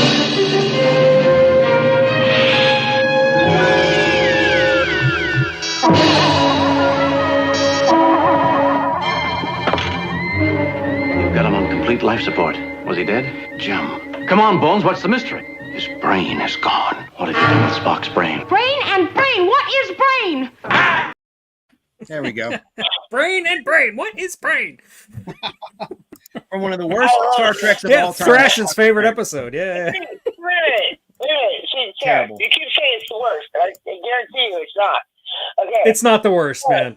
The one where like Kirk switches bodies with a woman, that's the worst episode. Turnabout Intruder, the very last Turnabout episode. Intruder. Yeah. Preempted, Yeah, by the okay. way, when its Well, I original was airing. talking, never mind. What? Go ahead. Sarah, please. I forgot already. Yeah, no, I already forgot. I had a point to make about it, and I forgot. Because, yeah. I think you were saying it couldn't possibly be that bad. Oh, yeah, talking about Spock's brain. Does that help? Brain and brain. What is brain? You've Oh, lost yeah, your yeah, brain. Yeah. Yeah. Because, see, if it weren't for that episode existing, right? And then me watching the one episode at one time of, oh my God, what is that fucking show called? What would you do if oh, fuck me, that song. God damn, I can't do that fucking show. Oh, well, you know what? I'm going to shut up now. Never mind. What would you do for a Klondike bar? Oh my God, you know what? Sure, close enough. Fuck it. Moving on. Joe B, what do you have to say about anything? I'm here. Chrissy. Yeah. Sarah's asking what you have to say about what we're talking Anything. about. Okay, well, now that I've heard the conversation for a little bit, I'm up to par. So, does anybody remember like the Wicked Witch on Sesame Street? Yes? Yes. They Yes. banned all of that. Like, Yeah, because it scared children. Yeah. Yeah. And then, do you guys remember the TV show? Is a series called Manimal? Yeah. Oh, that was a terrible show. Yeah. You Glenn should Larson. that came on the last night. We talked about Yeah, how terrible that show was. Lasted 6 weeks, 8 weeks. Yeah. Like he bubbled up and like got all crazy and way worse than the Incredible Hulk. It was freaky for me as a kid. Like I was doing okay. It was when he turned into a panther. It would be. I can see. It actually was spooky. Yeah. I was Yeah. like, Grandma, why it got boiled? You know, I have a question though here, actually, Chance. It kind of goes with that because Manimal, morphs and shit, right? Yeah. Maya, right? When she's sitting there changing form and all this shit all the Maya the time. Metamorph in season 2 of Space 1999, played by Catherine Shell, just in case no one knows what she's talking about. Yeah. Nice. Okay, right. So what he said, I was going somewhere with that, but now I forgot again. Man, when she transforms into what, a bird? Yeah, her clothes. Yeah, her clothes. I mean, how's her outfit is always he does that too. I don't get it. You know what? I was going somewhere with the shit and I forgot now. Fuck me. Moving on. God, I can't understand. Manimal did last 8 episodes. It ran from September 30th, 1983, when a 90-minute pilot aired as a movie of the week, ended on December 17th, 1983. Didn't even make it to 1984. And I actually remember that show. I remember thinking it was cool and wondering what happened to it when it was gone. It had tough competition. I forget the show. My TV Bible will tell me. Someone else say something, Tug. I'm going to get my TV Bible and tell you what it was up against. Well, okay. I can talk about like old movies that are lost. The very first Japanese giant monster movie, which was actually a King Kong movie. The King Kong that appeared in Edo, I think is what it's called. That's a lost media that has been lost to time, but it's like the very first movie that featured like a man in a suit, and it was like a giant monkey suit. Actually, some of the really old silent movies featuring Lon Chaney have been lost, and there's there's 5 of them. The really famous one. What's it called? I was looking at it earlier. Hold on. London After Midnight, the first vampire movie. Also I've lost. And that was, I've only seen pictures from that movie. yeah, like and stills, most publicity people alive stills. have only seen pictures of it because the movie itself is gone. Now, once again, there's rumors that a copy of that still exists in like Germany or something. Well, the problem with movies that are that old is that they were usually filmed with nitrite, and like that degrades over time. So even if you do find it, like they recently found, I think it was like 15 years ago recently, they found like Metropolis in somewhere in Germany, and the new footage that they found that wasn't in the old cut, it looks like garbage. It's barely watchable. But Kino Lorber did their best to like digitally remaster it and splice it in. And I think Turner Classic Movies showed that footage remastered. Yeah. I mean, it's passable. It's fine, but like you can tell that it was about to be completely lost. Like if they don't find it soon, it's gone. They used to do this thing where they would store the films in salt mines, because in the salt mine there'd be no humidity and it would preserve it for a lot longer. The nitrate wouldn't degrade as quickly. But outside of a salt mine, your odds of it surviving decrease rapidly within just like 2 or 3 decades. What year did they quit using nitrate film and go to regular film? Do you know? It's a fire hazard from hell. That was in the 40s? Know. I think In probably the 40s. 40s, yeah. Al Hardy would know and Tom Williams would know, yeah. Oh, guys, Manimal, you know why it didn't succeed? You know, actually, I think it might be a little bit earlier than that because I remember that somebody's talking about the film from the 33 Olympics when it was in Germany's on regular film. Yeah, I mean, like with any technological advance, it was probably like over the course of like 15 years, probably. Bless you. Thank you. And no, Keebler, it wasn't Dracula in 1931. The first vampire movie is London After Midnight, featuring Lon Chaney. It's from like 27, I want to say. And yeah, that's a lost movie. It's unless it's in a salt mine somewhere, it's gone. So nitrate was retired from cameras and laboratories in 1951 to 1952. Wow, so later than we thought. Hazard. Mm-hmm.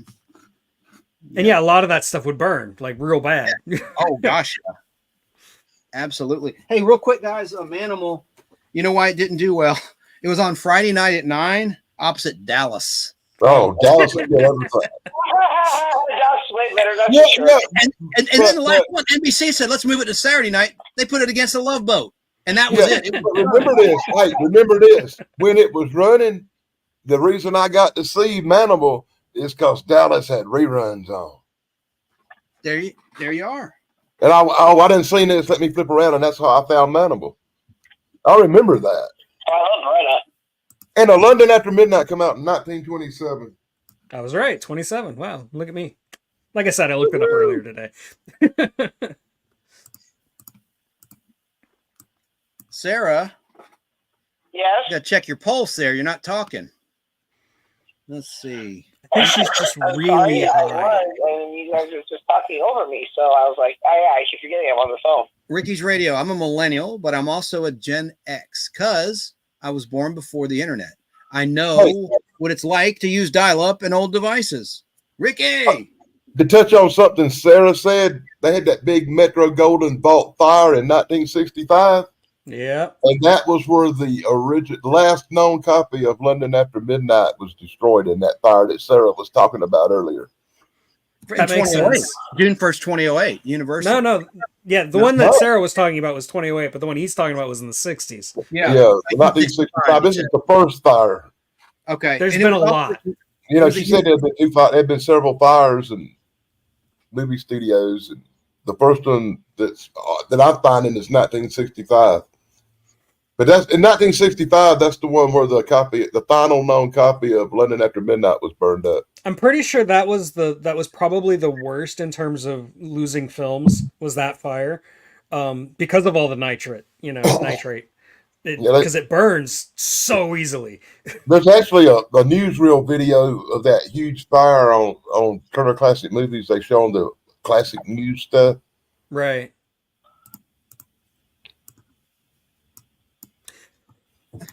Did you? As you can tell, I spent a lot of time watching Turner Classic Movies and the old movie channels. Yeah, nothing wrong with that, man. I love that stuff. I prefer old movies. I really I'd rather watch the black and white giant praying mantis movie than about anything made nowadays. I mean, that's what I specialize in on my channel. So yeah, like That's why I love the channel so much. I do spend a lot of time in the 70s because those videos always do the best. Like people just love 70s sci-fi. I'm running out of movies, actually. I've covered so many 70s movies, but I like to go as far back as I can, you know. Look at Harold the Hatter's comment. Anyone remember comic books that came with a 45 record? So you could listen to the comic on the record player while you read. Yes. And I remember Starlog magazine had samples of records, and they would be on that thin plastic and they'd be square. And you could punch them out to make it round. Remember that? Do you remember that, Tug? I know, Dan, you remember Starlog magazine. You have a whole YouTube channel about it.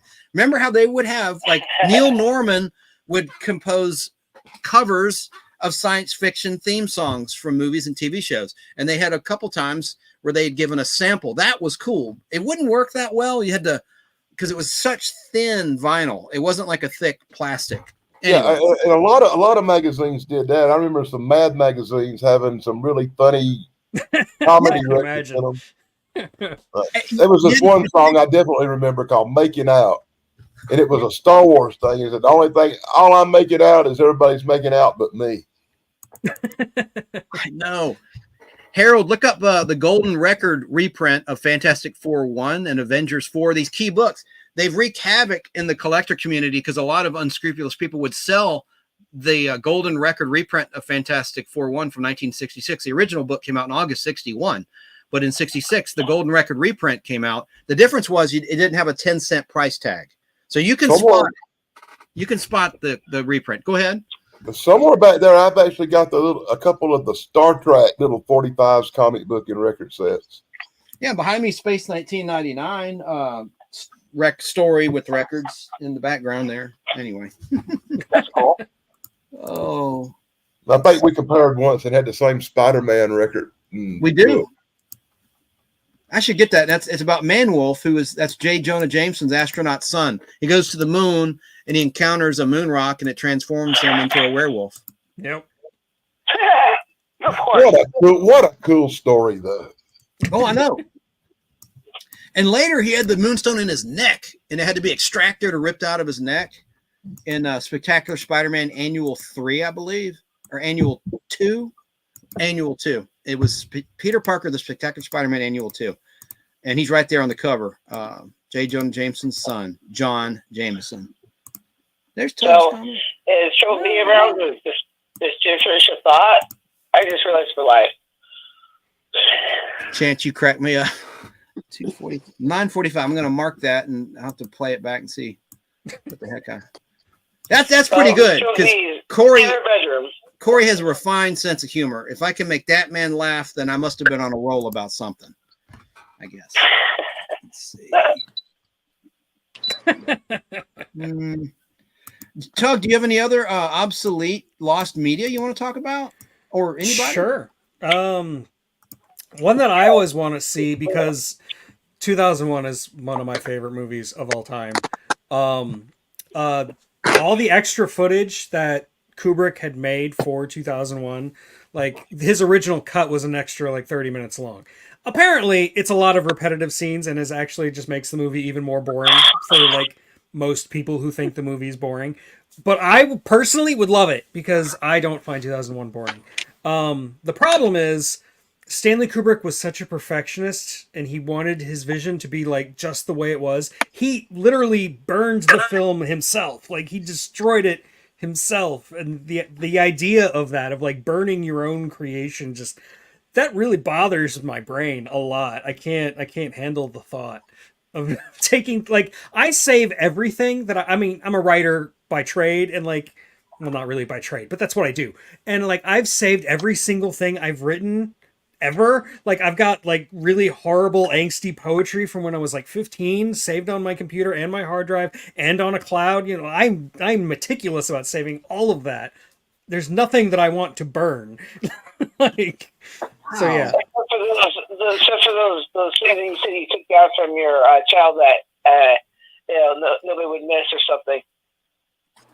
Hey, Tug, how do you become a published author? Do you get a literary agent and then they shop around to publishers? Is that how it works? I would love to write a book. I mean, look, writing is easy. Getting published is hard. Yeah, if you want to go the traditional route, you got to get an agent. And the best way to get an agent is either to know somebody or to go to a bunch of writers' conferences and have like one-on-ones with an agent where you basically have to elevator pitch. You have to like have your book known backwards and forwards and spit it out in 40 words within Right. like 5 minute a 5 minute session with an agent, and based on that 5 minute, the agent may or may not request your manuscript, and then may or may not read your manuscript, and then may or may not decide to represent you. So like it's a crapshoot, and it's really really difficult to get that far. I became a published author because I just went to Amazon and said screw it. I was done with the publishing industry. Right. I had been knocking my head against that wall for 20 years, and I was done. So yeah, I've self-published, and I made the mistake of not marketing it ahead of time. I just had hit print and let it be done instead of like going through a longer process, getting professional cover work done and all that stuff. But before I publish my next book, I will be doing all of that. And I will hopefully have enough of an audience on YouTube that I can start shilling to them 6 months in advance to build up anticipation and pre-orders and all that stuff. But yeah, if you want to go the traditional route, get an agent, and good luck.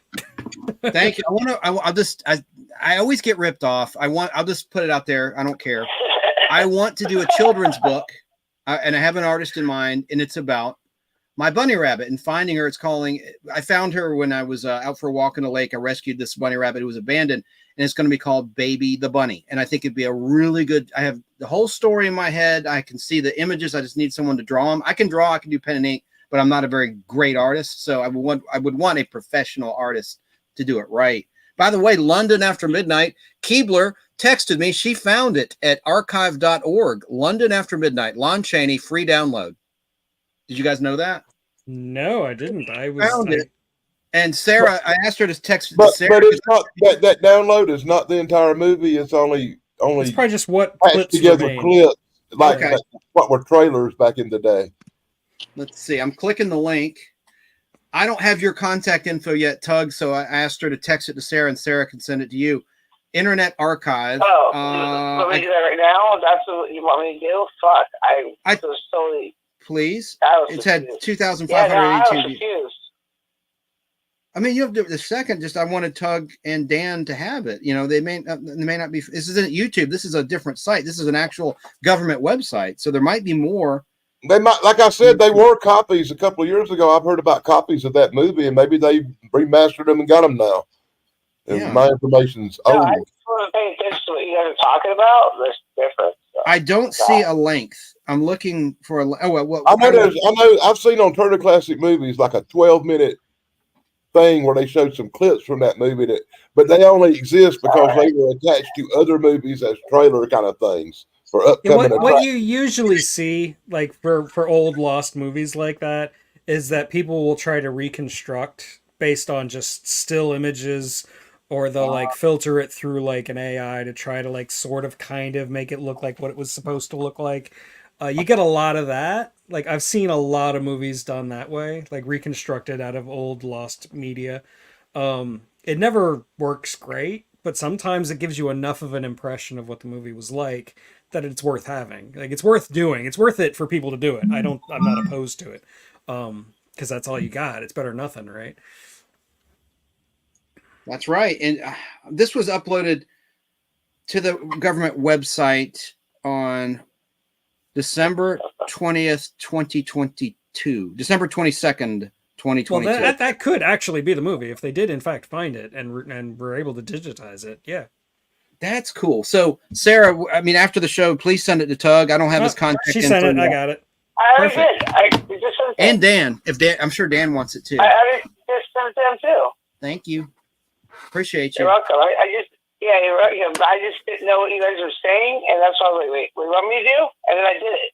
Hey, And then panel. I got it. Thank you. Hey, panel. Keebler also mentioned who remembers microfiche. Yes, at libraries. That's how you could store newspaper and magazine articles. They would be scans, basically, and it would be on film. And I loved microfiche. It's obsolete media. That's a good lost media, Keebler. Yeah, I was right. I just scanned through it real fast, and it's not the movie. It's a bunch of stills with the storyline. Yeah, it's that reconstruction. It's not even got the 15 seconds of actual footage that exists in it. It's just stills. Because there's like 15 seconds of footage that was an original, the original kind of trailer they used to do called Upcoming Features. And one of the other movies of the time had the upcoming feature on the front of it. And you can see like 13 or 14 seconds of it, of him wearing that top hat and creeping around that. And that's all that I know that exists. And it would shock me that, like I said, I heard there was another copy in Germany, but I don't think it's been uploaded or mastered or anything. It's in a private collection. Oh yeah, these rich guys, they've got all the good stuff, man. Like Action Comics #1 that sold for like over $6 million.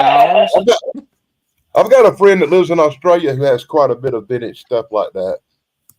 And the Boba Fett firing action figure sold for $500,000 last weekend. I heard it on BK on the air. He's got a lot of stuff because he bought it from me. My brother-in-law knows. My brother-in-law works at the #1 toy grading company, which is based here in the Atlanta, Georgia area. He told me the story.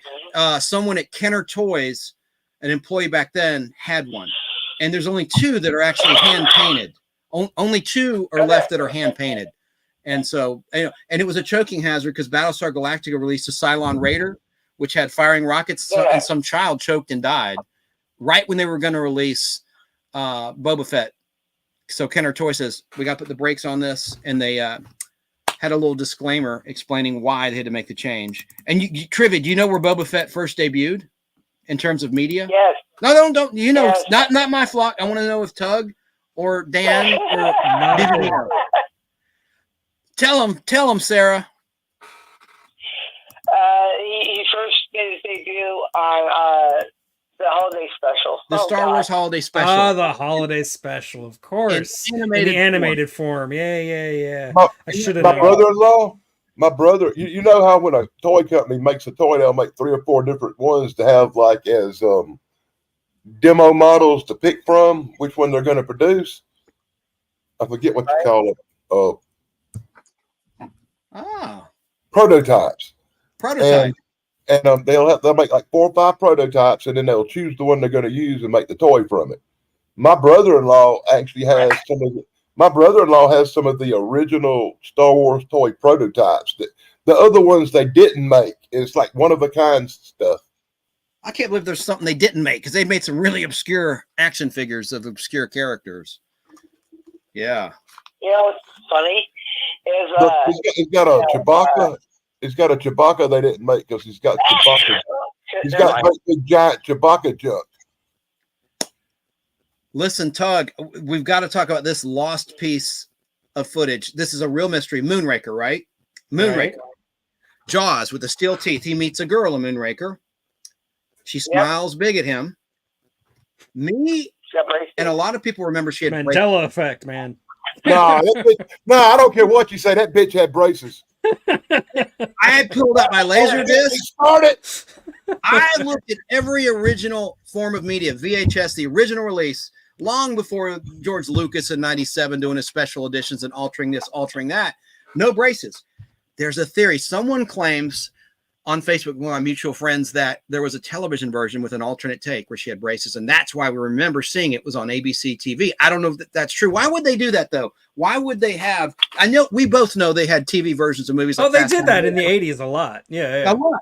For I'm gonna look that up because let me tell you something. I saw it in the theater. I saw every James Bond movie in the theater religiously. Some of them more than once, especially the ones with Connery. You know, my family was big Sean Connery guys. You know, they took me to every Sean Connery movie, but I kept on going, and I liked Roger Moore a lot. And I definitely, no matter what anybody tells me, remember that scene at the bottom of that skylift thing after it crashes, and they get off and they look at each other, and he smiles with his big braces, and she smiles with her big braces, and they glisten in the sun. And no matter what you tell me, I remember that. I do too, and that's the crazy. But why would there not be a print in existence for home video? I even remember my little sister. My little sister looked up at me in the theater and said, if they kiss, their braces are going to get locked up. Now, hold on. I'm going to share. Let me see if I can share this with you. This is Oh. just a picture about what we're talking about. Mandela. Hey, BBB. Hello, Chrissy. Yay. Did I just scream in your ear? Okay. What's up, Chrissy? We can't hear you. Oh, she needs a drink. I said I just made it home. Oh, okay. Nice.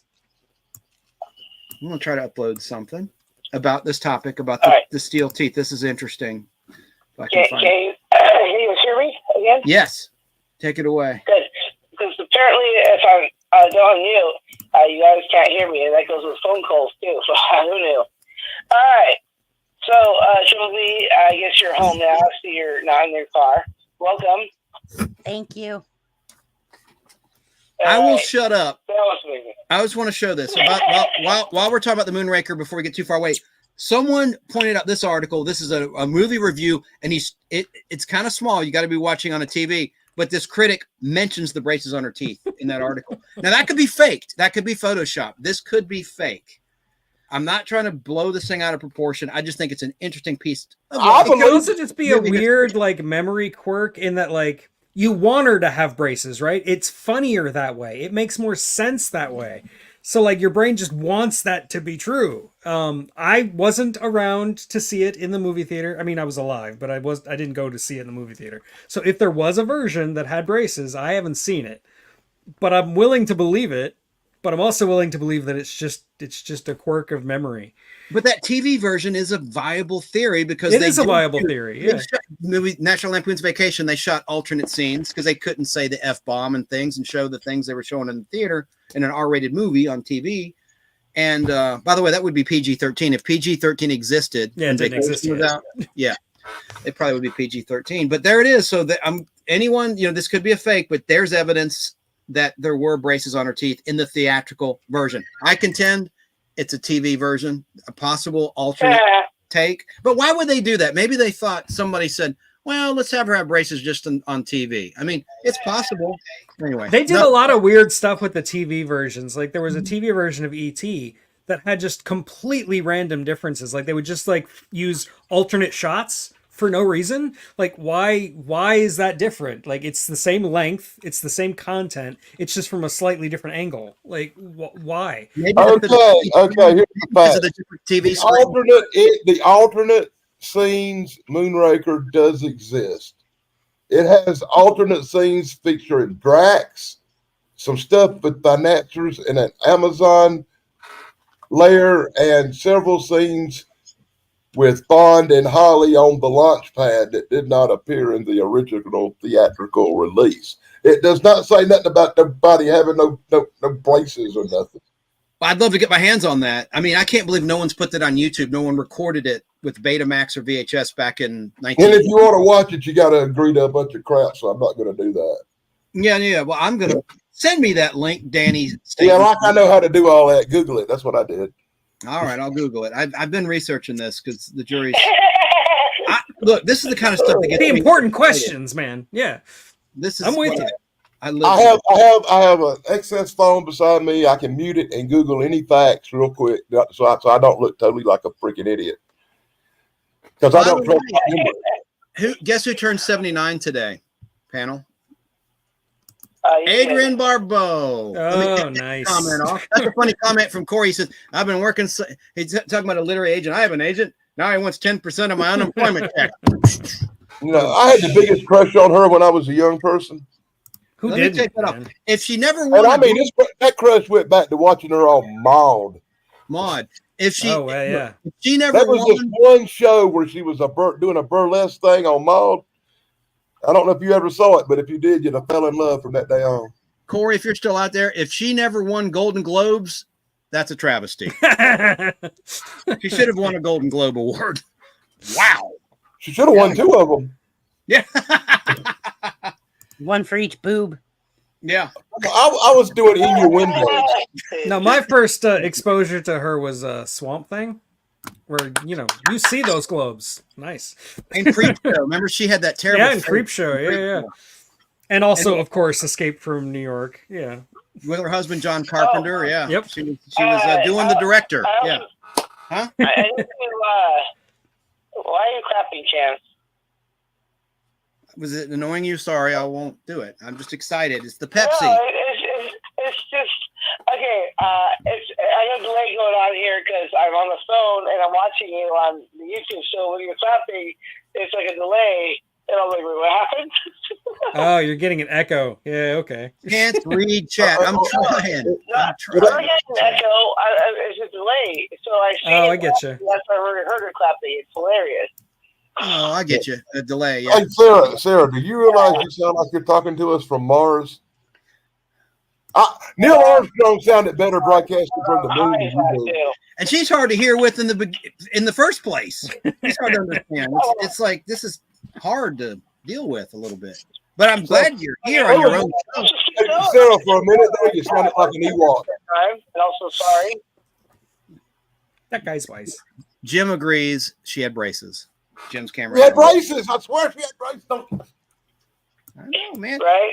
A lot of people do, man. It's not just you. And I'm not going to tell you you're wrong. Like I said, it's entirely possible. I believe it. You don't know how many arguments I've had on live streams with Dr. Wu about this. I believe you. I'm going to smoke some weed, so you guys keep talking. I think you've smoked enough, but well, that's not true. There's no such thing. I don't know. I wish I had some. I did too, man. But I've grown up. Listen, Worst decision I ever made growing up. Again. Hey, Mama I Dingo. ain't got no weed, but I got a lot of vodka. Ha ha ha. I mean, I got some whiskey. Woody Woodpecker. That's your Woody Woodpecker impression. Hey, I watched a cartoon, the prototype. The prototype, the Bugs Bunny, did the doggone Woody Woodpecker laugh. 1937 black and white cartoon. I saw it on MeTV's Nice. Tune In With Me, and he's more like Daffy Duck and Woody Woodpecker than Bugs Bunny, the original prototype to Bugs Bunny. Speaking of prototypes, I have a prototype Indiana Jones, the Pinball Adventure, 1993 Williams game, 6-ball multi-ball. Cool. It's got the voices of the actors, and it has a lot of differences. Show to us. It's a lot of differences that are not in the arcade version. Steel, where they use cheap plastic down the line. I gotta invite you guys over to play it. It has 3 video games in it too. A shell game, and it has a gun. Instead of pulling a plunger to release the ball, there's a gun, and you pull the trigger, boom, and it releases the ball. It's a fun game. And they have it at Disneyland, or they used to have it when I was out there in 07 in the gift shop of the roller coaster Indiana Jones, Raiders of the Lost Ark. Anyway, enough said. I'm sorry. No, you mentioned Woody Woodpecker, one of my favorite. All us guys have been running our mouths for a long time. Why don't we turn this thing over to Missy and let her tell us about all her lost media? And let her talk for a little while. Good idea. Because But hold that thought about Woody Woodpecker. the only reason she didn't get to go first is she wasn't here. Before Tug forgets, what was he going to say about Woody Woodpecker real quick? I was just going to say, the guy who created Woody Woodpecker was best friends with George Pal. So, like, anytime you watch a George Pal movie, somewhere in the movie there is Woody Woodpecker. He is there. He's always there. You just have to find him, and I love doing that. It's like Where's Waldo? I did not know that. That's fascinating. Wow. In And War of the Mark- Worlds, he's in the trees. In the Time Machine, he's actually in a lava pool, which is kind of funny. And Destination Moon, obviously, he's got like a whole 5-minute sequence with Woody Woodpecker. So on and so forth. It's great. It's like That's looking for Hitchcock, but harder. And Mel Blanc voiced him originally, Woody Woodpecker. That's true. Yeah. All right, let's turn over to Chrissy. Now we can't hear her. Okay. You. So I remember, now this isn't my personal experience, but it was a personal experience that I remember my grandparents bringing up quite a bit when I was growing up. And my grandparents grew up in the Depression. So my grandma was born in 1926. My grandpa was born in 1925. And I remember them talking about some still cartoons that they used to be like when they were kids, when they were small kids. And I think it was made by Walt Disney, but it was like the Lucky Rabbit cartoons. Like, I remember them saying like Oswald the Lucky Rabbit, but they would say that was made by Walt Disney before Mickey Mouse. And Sounds familiar. yeah, and so she would tell me about how when they were kids that they would watch, but a lot of that media was lost. I think there's only like a few of those left, like in existence. Not to interrupt, but it was called Oswald the Lucky Rabbit, That's what she said. 1927, Disney through Universal. Yeah, now that I see the picture from Googling, like, yeah, I've seen him all over the place. Yeah, I said 37. Thank you for correcting me. 1927. Wow. My grandparents were born in 1925, 1926. So they were telling me about when they were kids, how they would all get around to watch that cartoon. Chrissy, will you read fun. Corey's joke, please? On the What do you call a woodpecker with no beak? A headbanger. That's comedy.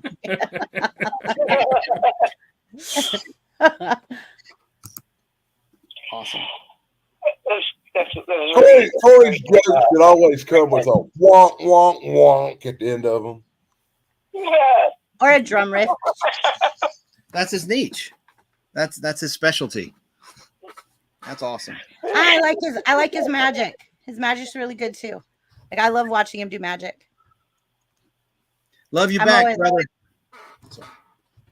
Love you back, brother. So, Please subscribe to his channel if you haven't already. If you want to see some illusions and just hang out Sunday nights, 7 o'clock Pacific, 10 o'clock Eastern. Everybody can grab each other's channel. That's why everybody's got a wrench, so no one mom has to do everything because it's difficult. Yeah. None of the day, there's that. Now, also, continue. I'm or Tug. Or... sorry. I just needed a second to send a work text. Oh. I'm still working. Where do you stand to work text where you're still working when you're supposed to not be working while you're working? She's a woman in demand. Right. Yeah, it's kind of what happens when you run the North State Terminal. Real quick here. Yesterday, I got my mom came by, dropped off a couple of packages that were sent to the new address, and so I want to say thank you to TD. I got your package. I sent you what I got, and I appreciate that. I was going to upload the pictures onto the StreamYard to show you guys, but my internet went out, and then I couldn't do it. So there you go. And then I also want to thank Gary Satan. I got your package as well. I got the 2 magazines you sent me. That's freaking awesome. I really appreciate it as well.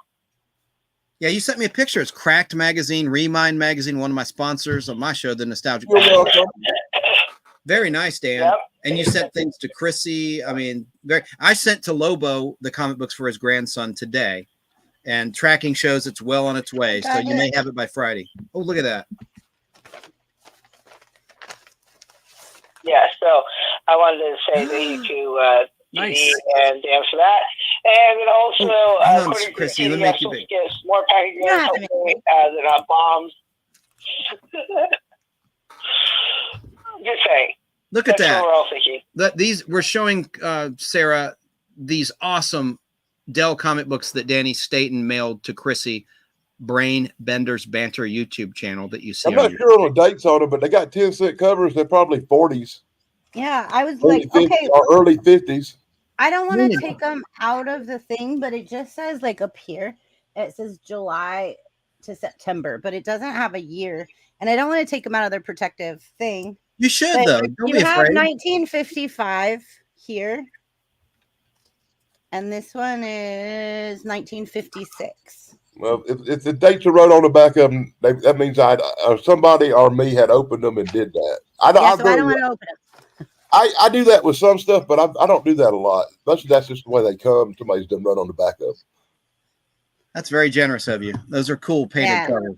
I actually want to put them in a shadow box. Like, they're very special to me. I'm put them up by my They grandpa. they make these little frames for comic books that are really nice, but I was afraid to mail any of them because the last time I did, they got broken. Somebody got a box of glass and it damaged the books. I So have my I don't grandpa. put frames no more. I have my grandpa's military flag in a triangular from his, like, they folded and over his coffin. Yeah. I got a couple of them. Yeah, so I want to put him up there with that, like on each side of it, and make like a little memorial for him. I think that would be super cool. That's so cool. You know, I remember my grandpa being like a huge Bruce Lee fan too. And isn't there a movie that lost the media? Like the media was lost for his movie, like The Game of Death. Oh, I he don't know never about finished it, and like Yeah. what happened was they had a stand-in come in. It was very much like Bela Lugosi in Plan 9. It was just like a lot of like not quite seeing his face, and it's obviously not Bruce Lee, but he's dressed like Bruce Lee. You know, like You got to give Ed Wood credit, though. He made some really cool movies to be as crappy as they are. I love Ed Wood movies. They're horrible, but they're great. I love them. I can't help it, man. I'd rather watch an Ed Wood movie than some of the crap they made today that involves, well, never mind. We won't go there. Yeah, you should Trivia. remake Glenn or Glenda today and see how that goes. Now, I know They Tubby did, they did, and they did it in a Chucky movie. Did Oh you yeah, see? true. Did you see They the movie? remade it in a freaking Chucky movie, and even used the same name. I like that Chucky movie. I know a lot of people don't like it. I think it's great because it's so A lot of people unhinged. didn't get it because of the old movie cliche, Glenn and Glenda. They Yeah. they did not get that. I had to explain it to people. Anyway, sorry, Chance, what were you saying? Did you guys see the Ed Wood movie directed by Tim Burton? Yeah, it's great. Yeah. Yeah. You know who won an That's the Oscar? one with Johnny Depp. Yes, you know who won an Oscar for That that was a really movie? good movie. Yeah. You know who won an Oscar for that, don't you? Tug? Yes, I do. Martin Landau. Commander Koenig, Sarah. Space 19. We're on a Space 1999 kick, she and I. Obviously. Yeah. And, I love it. I love that he won an Oscar. Pull the string. By the way, this every time I hear the thing, word this Space 1999, I cringe. What's that? Every time I hear Space 1999, I cringe. Why? Because we're overdoing it. No, because I was supposed to get Star Trek toys that year, and they got me right, everything Space 1999 that ever existed, and I didn't get Captain Kirk, and it still sticks with me 50 years later. Well, you know what? Whoa. Hey, I got Captain Kirk. Here he now, is. man. Do you have I a got name? so many Captain Kirks and Captain Picards, and I got a whole box full of Star Trek stuff somewhere in my closet. Sorry, Diana. She I got so Nice. much Star Trek Awesome. stuff. I could You gotta start get a her with the Star mouse, Trek- man. I could start a Star Trek museum, dude. I got these So, from England. anyways, Space my mom bought a 1999. bunch of weed yesterday. I got these from England in the mail. Go ahead, Sarah. She's just talking about drugs.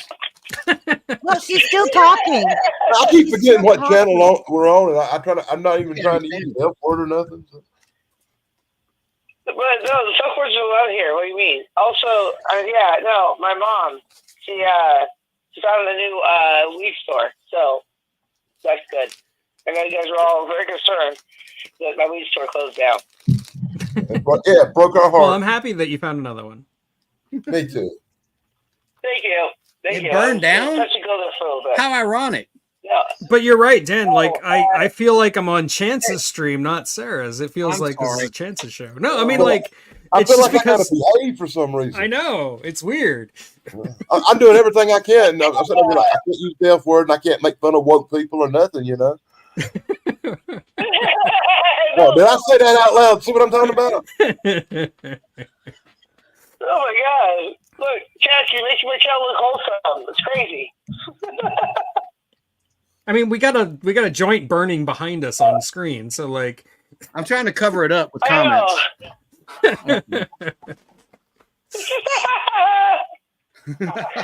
Whatever. I gotta remember, it's not my Well, show. yeah. You're right. What do I care? Let's. You've It's taken the over good hosting stuff, duties, though, that's guys, fine. and we're talking about good stuff today. yeah. Well, fuck. Look at the comment Yeah, we that are. Corey made about you, Dan. Isn't that nice? Can you read it? Yeah, I'm still reading it. Okay. Yeah, I can't even see it because it's so tiny on my phone. Oh. And then TD's telling jokes now. Yeah. The male parrot cheated and gave his wife chirpies.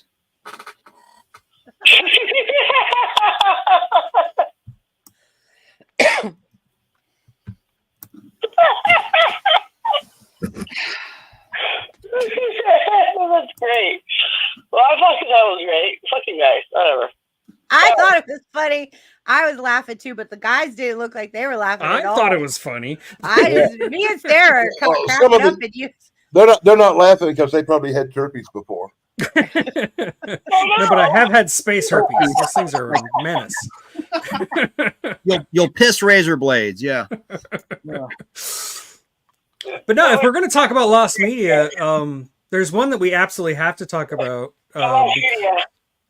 because it's June 2024, and this is the month that this movie is supposedly allowed to be shown by the Library of Congress, and that is The Day the Clown Died, which is the infamous movie by what's his name, Jerry Lewis, where he's a clown in the Holocaust leading children to the gas chambers while laughing.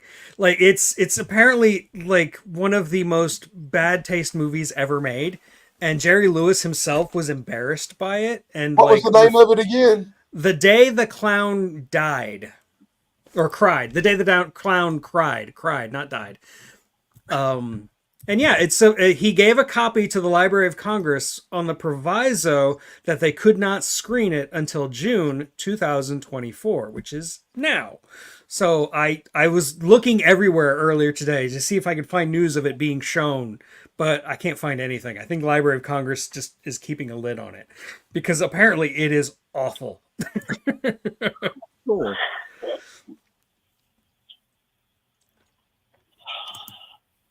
All right. Okay. Are you looking it up, Dan? Oh yeah. All right. So I kind of zoned out there for a few minutes. I'm a little. I found the audio from it. Internet. It was stills, but I'm not finding the movie nowhere. Yeah, I don't think the movie's been released yet, but it could be any day now.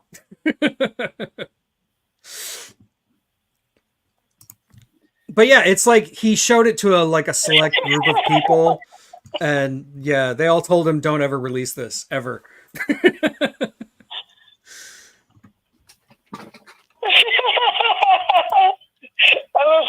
love the catch from the chat. What the fuck?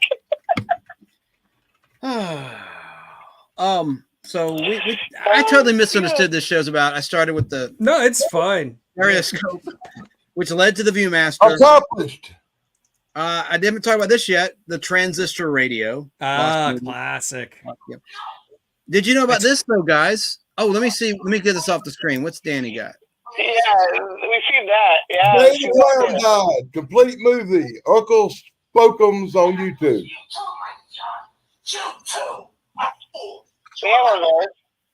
It's a reenactment, though. Is it? That's what it says. It says complete reenactment. Closest I found so far. Hey, that's something. I didn't catch the reenactment part.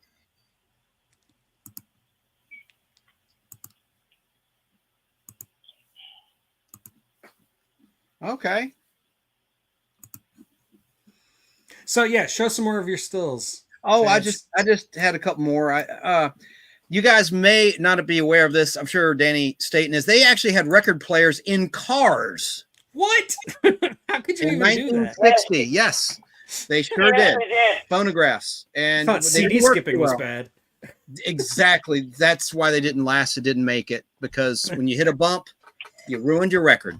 And there would be murder on the needle too. Oh God, yeah, you'd break a lot of needles, and then jeez. you had reel to Okay, reel. okay. In 30 days, it's getting screened for the first time. You found it? Yeah, it's 30 days from now. You are the man with Google, man. I was looking into that for like half an hour. Passion Project, blah blah blah blah blah. Yeah. You've got good Google mojo. He does. I just know how to. I've just searched so many times, so many things. I'm pretty good at finding things on searches because you gotta know how to word things when you search them. Yeah, well, if you yeah, don't word obviously. things correctly, you'll get endless jargon. Hey, and you have how to spell. That helps too. Huh. But it's supposed to be released sometime in July for the first screenings. Okay, cool. That's like 30 days or something. I mean, I don't know if I actually want to see it. It sounds awful, Horrible, don't it? It sounds but just it's dreadful. great that it's being released. But the minute it hits YouTube, I'll share it out on one of my community posts. Yeah, definitely. I'll look for it. So what is it that you don't want to see when we keep having to look for? What are we talking about? It's a movie called The Day the Clown Cried. It's it's Jerry Lewis as a clown in the Holocaust. Yes. I thought Hogan's Heroes was bad. Wow. That sounds interesting. I think I'll skip it. Wasn't that like Exactly. 1972? Something like that. Yeah, he made it in the 70s. Yeah. Yeah, because I think it was a couple years before I was born that came out. Because I remember my grandfather talking about that a lot because of the whole Nazi situation.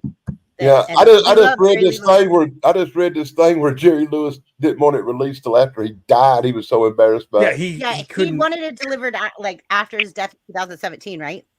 Yeah, Yeah. that's correct. My grandparents loved Jerry Lewis.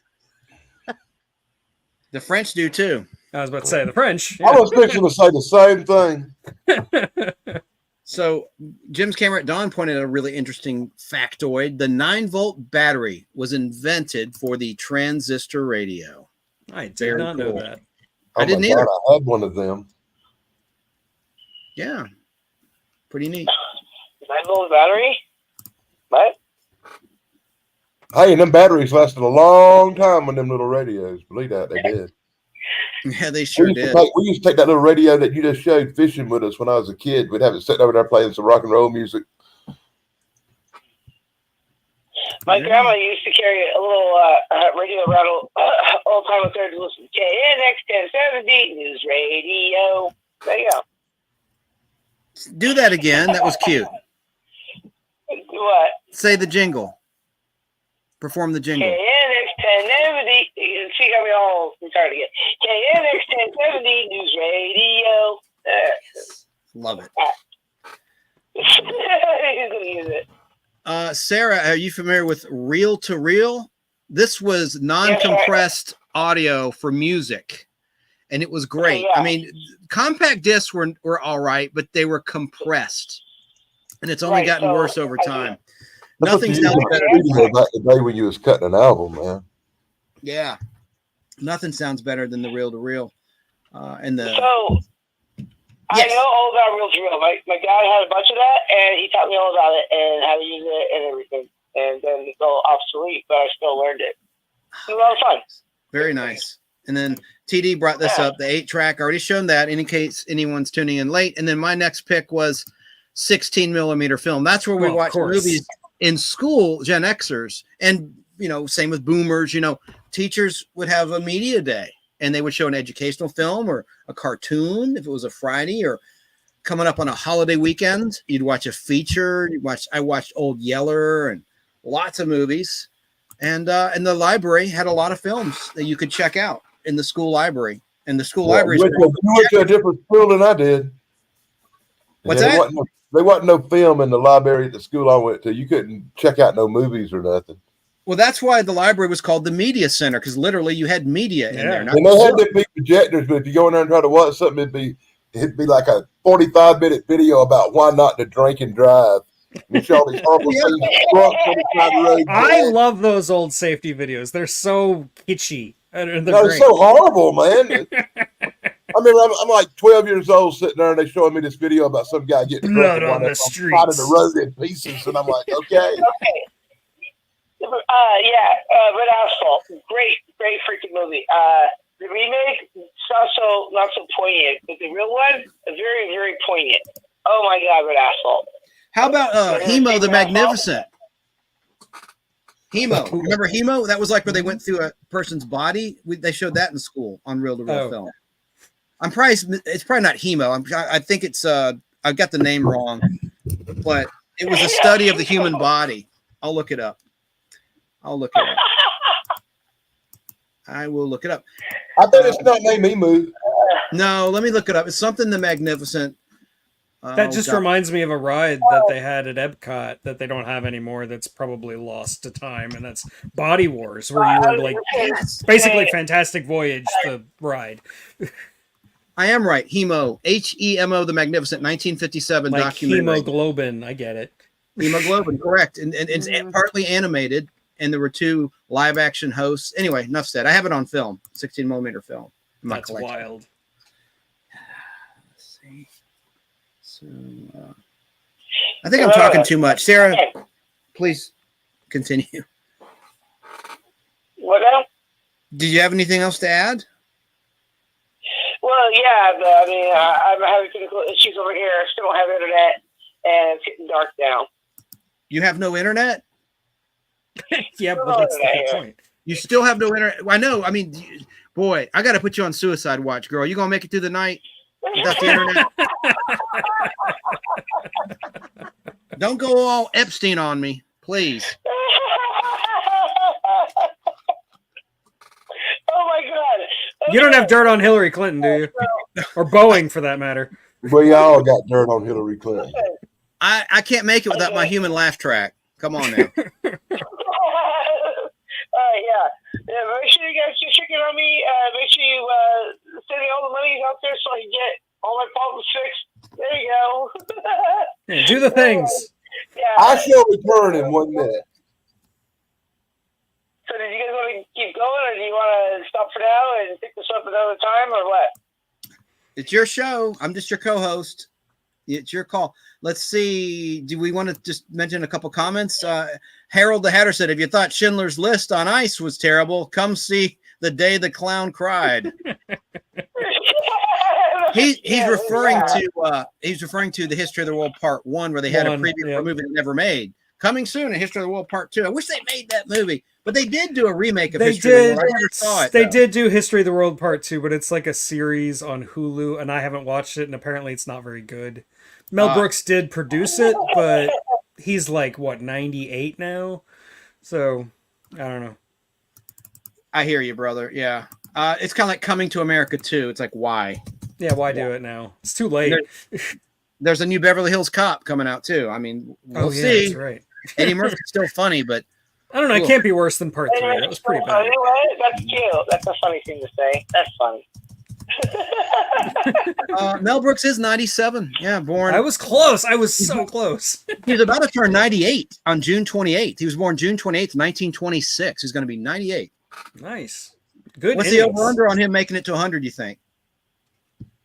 I think he'll make it. I think he seems really healthy. Over-under, it's a betting term, Sarah. Place your bets. Will they make it to 100? I hear what you said. Don't worry about it. You're fine. I think he'll make it because, like, I think he will too. He's still like I've seen interviews with him, and he's still like completely there. Like he's way better than our president. So, like, I think he'll be fine. That's not hard. That's not hard to do. It's not hard at all. Right now, I still don't have internet, Brandon. I still do not. Who's that? Oh, Brandon, and not your cousin. You're talking about the guy in Canada. Garbage truck. Yeah, my cousin's name is not Brandon either. No, but we're talking about Biden, and people say Brandon, Biden. Let's go, Brandon. So it all comes together. That's what I thought you meant. And if you're talking about Joe Biden, it's probably best I keep my mic muted till you're done.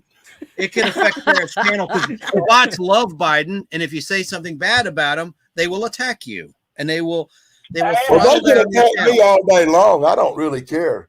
But this is Sarah's channel. She's already in copyright jail, so we gotta be nice. Let's be nice. I'm not gonna bash Sleepy Joe. Mid-sized Sasquatch is giving it some roll eyes, so probably a Biden fan. I better watch it. Probably a fan of Brandon. Hey, I have a movie that I remember when I was a kid that always made me cry every time I saw it. And when I was a little girl, do you guys remember? Is it Mickey Rooney? The movie Bill. He played that character extremely well. I do not. Come on, somebody tell me that they remember Mickey I'm looking Rooney into it. And Dennis Quaid. Anybody? What was the name of the movie? Bill. He played to be politically correct, mentally disabled man. In 1981, apparently, and it apparently won Emmy Awards. It made me cry so hard when I seen it. I remember being a little girl and telling my grandma when I would see people in town like that, I'd be like, "Mom, it's Bill. Grandma, look, it's Bill." And they'd be like, "Shh." Apparently based on a real person. 1981. Yeah. And it was a very, very moving film. Like I remember that now. Oh my God, I haven't thought about that. It was an extremely moving You got film. me because I have never seen this movie. That and the Elephant Man. That and the Elephant Man. Oh, the Elephant Man messed And me Mask. up, man. Mask I've with seen the Cher. Elephant Man. Ooh. The movie Mask with Cher, that one also did me Oh in. God. God, that tore. Change the And subject, please. The original Marty my McFly. God. Ah. The McFired McFly. Eric Stoltz in Mask.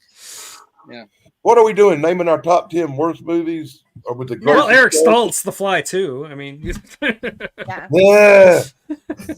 Top 10 grossest movie characters for 100, Bob.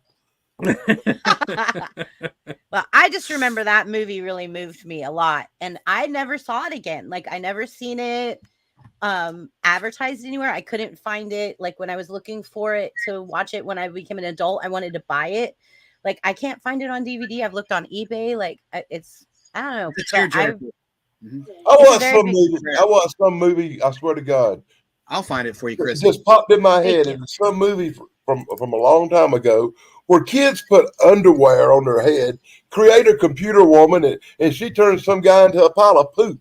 Oh, Weird Science. Weird Science, and that was Weird Bill Science. Paxton, Up not in my just some head. guy. Weird Science. Grossest freaking thing I've seen in a movie that really got me. It's Jabba the Hutt parody, yeah. Yeah, it was Bill Paxton, and he was like Oh the my older God. brother, and he was he was a jerk. He deserved it. I like that movie, but except for that one scene where he gets turned to poop, and it really like. You're a Yeah. sensitive soul, Dan. I didn't like the Jeff Goldblum Fly movie neither. I liked the movie, but I didn't like the gross parts where he was all. That one I will give you is pretty darn gross. Oh man, that Yeah. do not. I tell you what, don't watch The Fly right after you eat spaghetti and meatballs. It Don't won't. eat The Set, it Fly. don't set good. Don't watch The Fly when you're going to eat, period. Yeah, Just I ate first and it got me. I was like, oh man. Just don't. But take note. Let me point this out. No movie out there is worse than The Human Centipede. Oh, no, I agree with you, Dan. That is the 100%. worst thing I ever seen. Yeah, that Visually. shit. I don't even know why they even made a movie like that. I don't know why they made a part 2. They made a part 3. Ah, Oh, God. Yeah, no. That made me so sick. Yeah, terrible. I'm just gonna stay out of this conversation because I've seen way grosser, and that's because I'm how can broken. you see grosser than that? Besides maybe Cannibal You're broken. Holocaust. Look up a movie called Necromantic. It's even worse. Trust me. Really? Now you got my curiosity up. It's like a train wreck. I don't want to watch them. I just I've seen a lot of just vile movies that should not exist. Modern Problems. There it is. How about I this like one? that movie. 1941. 1941. I like that movie better. Spielberg's flop. Yeah, I'm just going to show It's hard to some. believe that was a flop because it was really good. it's a great movie. I don't know why it flopped either. Towering Inferno, of course. That used to come O.J. on TV Simpson. every week when I was a kid. Xanadu. Nice. Oh God! War Games. Yeah, I've covered that on my Well, channel. Only one piece of crap so far. Enemy I've Mine. covered that on my channel as well. One of my favorites. You know, I really don't like Xanadu, by the way. Nobody does. I like the soundtrack. The movie's Nighthawks. That Nighthawks. was a Wow. really great movie. I haven't seen that, That in movie, years. that movie was ahead of its time. I think Lindsay so. Wagner, Sly's wife in that movie, and Rucker Hauer, and the bald chick from Star Trek: The Motion Picture playing a T. I don't Persis know what it's Kambata. You got to Yeah. remember, this movie was about terrorism coming to New York and doing terrorism way before any terrorism had ever been done in the United States. That movie was prophetic and ahead of its time. Absolutely. Yeah. I You know think who the so. girl- It was one of the most impressive movies that still stands up today. Remember the beginning when the salesgirl, the pretty salesgirl, is blown up Yeah. by the bad guy in the beginning Totally. in London? Yeah. Who was the actress? Oh my God! He probably Catherine knows. Mary Stewart. Mary from Stewart. Oh, I've talked to her on Twitter. He knows everything. Night of the Comet. That was one of her first roles. That pretty girl. That's who she was. That's when I met her. I met her recently. Oh, there's her contact info. I better- She's very, very nice. Like I have not the ability to remember bit characters and parts in movies. the cable underrated guy, movie of course. cable. I'm 50-50 on that one. I love this I movie. haven't Falling seen it. Down. Ah, That was classic. good. It holds up. That's a classic. Absolutely. He goes ballistic. Oh God. What was it over a hamburger? Yeah. Voyage Hey, to the bottom of the they're sea? not serving. They're not serving. They're still serving breakfast. Does he- Breakfast. That's right. Is Yeah, that yeah. Voyage to the Bottom of the Sea, the movie where the sky movie. catches on fire? Yeah. Great The movie. first, Great the first movie. movie. Okay. Another movie I've covered on my channel. And of course, Frankie Avalon had a movie, and that's where Barbara Eden acted with Michael Ansara, her Michael husband, Ansara, father yep. of their only child who died of a drug overdose, sadly. Logan's Run. I like that movie. Farrah Fawcett Good had a movie. death scene in it. Farrah Fawcett. Raise the And that's what you Titanic. run that.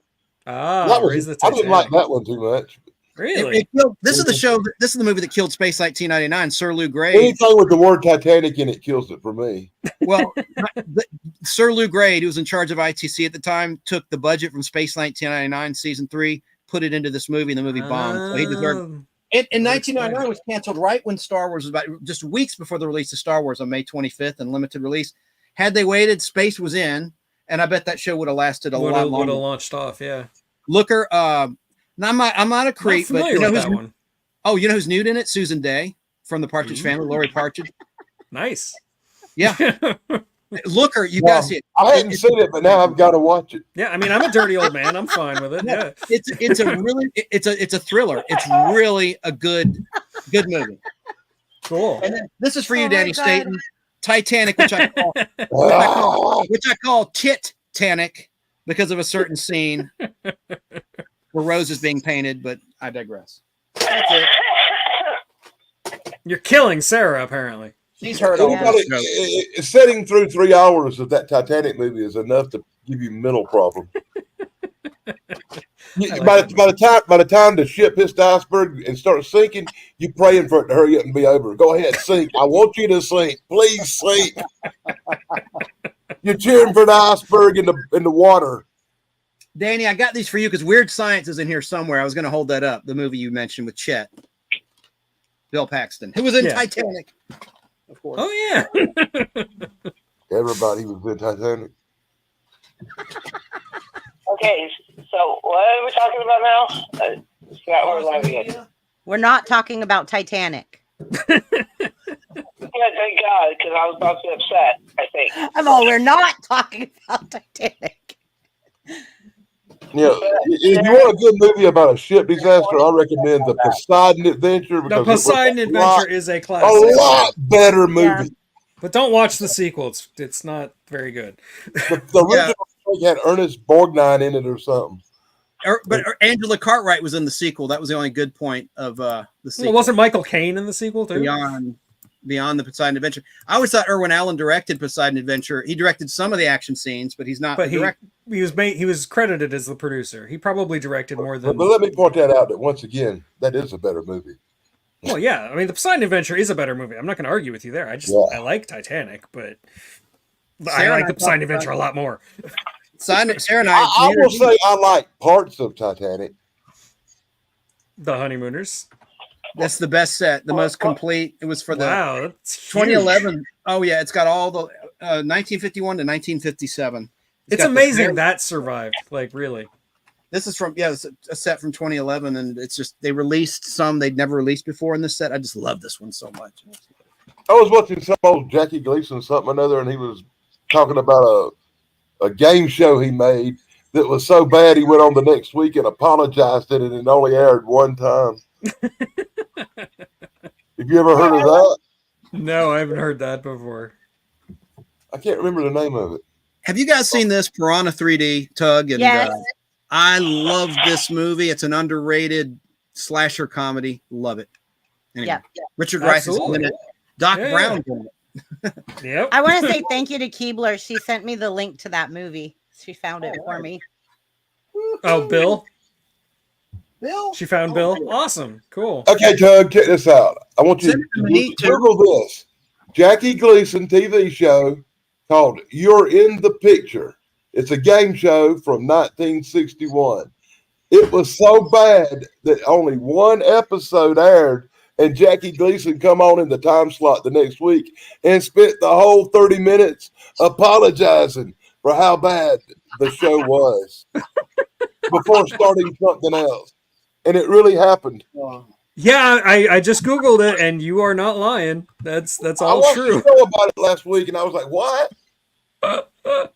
My That's grandpa always hated Jackie amazing. Gleason. He said he It deserves a video, dude. UFO, Jerry Anderson, precursor to Space 19. Sarah, I'm going to get you hooked on this show too. There's only 26 episodes. It's coming. Okay. It's coming. And there's the DVD set. All right. Okay, well, I think it's getting late for me. I think I might have to go. Tug, I apologize All if right, I spoke too well, much. No, it's fine. Time together. I will try to not be on this next time. I'll be on some water and No, calm. you did great, Chance. Don't be so Yeah, self-conscious. we like it. A lot of us like it when you talk for a few minutes. It gives the rest of us a chance to do other things and relax. And you're carrying the show. You're an intricate part of it. Well, thanks, buddy. Appreciate that. Plus, you come up with facts that we So just anyways, we'll have no comprehension of how you know all these facts. Whatever. Chance, pick the outro. One of the top ones there, and play us out. Okay, I'll play us out. Let me just go to my brand real quick. I was gonna. Here's another lost thing. Beeper. Okay. Oh, yeah, You know, all the rest of them were the ones wimping out, not me. I put the charger in. I was prepared.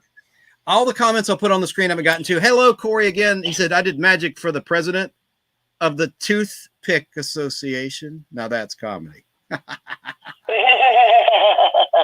Okay, I thought he was gonna say Tooth Fairy. I don't know. All right, so let me get. I'm gonna mark that comment. Hey, Corey, that joke was so good. It's gonna do some magic. It's gonna make us all disappear. Happy trails. Happy trails, and my 5th anniversary is this Saturday. 5-year anniversary of the Nostalgic Pod Blast. I'd appreciate it if anybody wants to check it out. Sarah's going to be on there, right, Sarah? Yes, I will be there on the Saturday for you. Sarah's going to be on there, and I will play us out. Let me just, gosh darn it. Bear with me, folks. Bear with me, please. Don't go yet. I got to Google what culture And is it's going to now. be about, and BBB designed that for me. So thanks to Chrissy on the panel. She designed this for me and a little trailer video expertly. And we're going to be talking about the great fathers of pop culture. Some you see here, others that you don't see here. It's going to be a pretty good show, I think. Oh, okay, I got you now. I get it. 7 p.m. Eastern time, 4 p.m. Pacific this Saturday. And then I'll be on BBB's panel, Chrissy, Saturday night with Sarah and Dan. If Dan can make it, hopefully Dan, South Carolina, can make it, and Jim's camera. When was that? Yep. When We're going is to be it? doing 6 p.m. Saturday, Pacific Standard Time. So it'll be 9 p.m. your time. We're going to Saturday? be doing was that? Okay, Saturday. Wow, that's Saturday. days away. Um, Remind me on Friday, Sarah. We'll send out the link Friday. I'll send out the link to everybody. I'm horrible. I didn't even know I was going to be on here till this morning. Doug, what do you want to promote? Oh, Sarah's trying to say something. Go ahead, Sarah. well, yeah, I just want to say I can't do a show this Thursday. My mom is going in to get, I don't know if she wants to say she's getting done, but she's getting her colonoscopy done. So I won't be around. I will be on a solo leave for my mom all day to make sure the thing. I got Oh, you. well, let me point out that is one. I'll be at Mongolia Monster with Dan on Thursday. Then, yeah. I'll tell you what, though, them colonoscopies are like the worst experience you will ever have. It's like being kidnapped by aliens and getting an anal probe. It's that like the before when you have to drink the stuff that makes you just completely shit yourself all day long. That's the worst part. You look up to that doctor, it looks like a gray alien. You in trouble.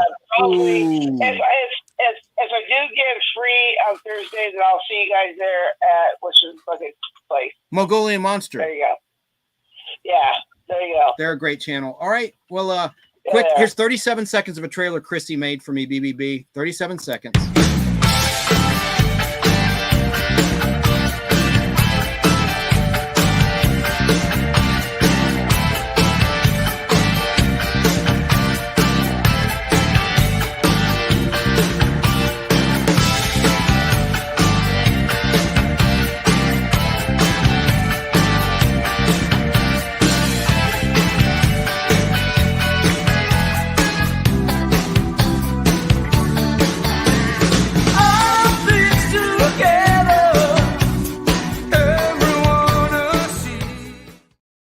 Brilliant.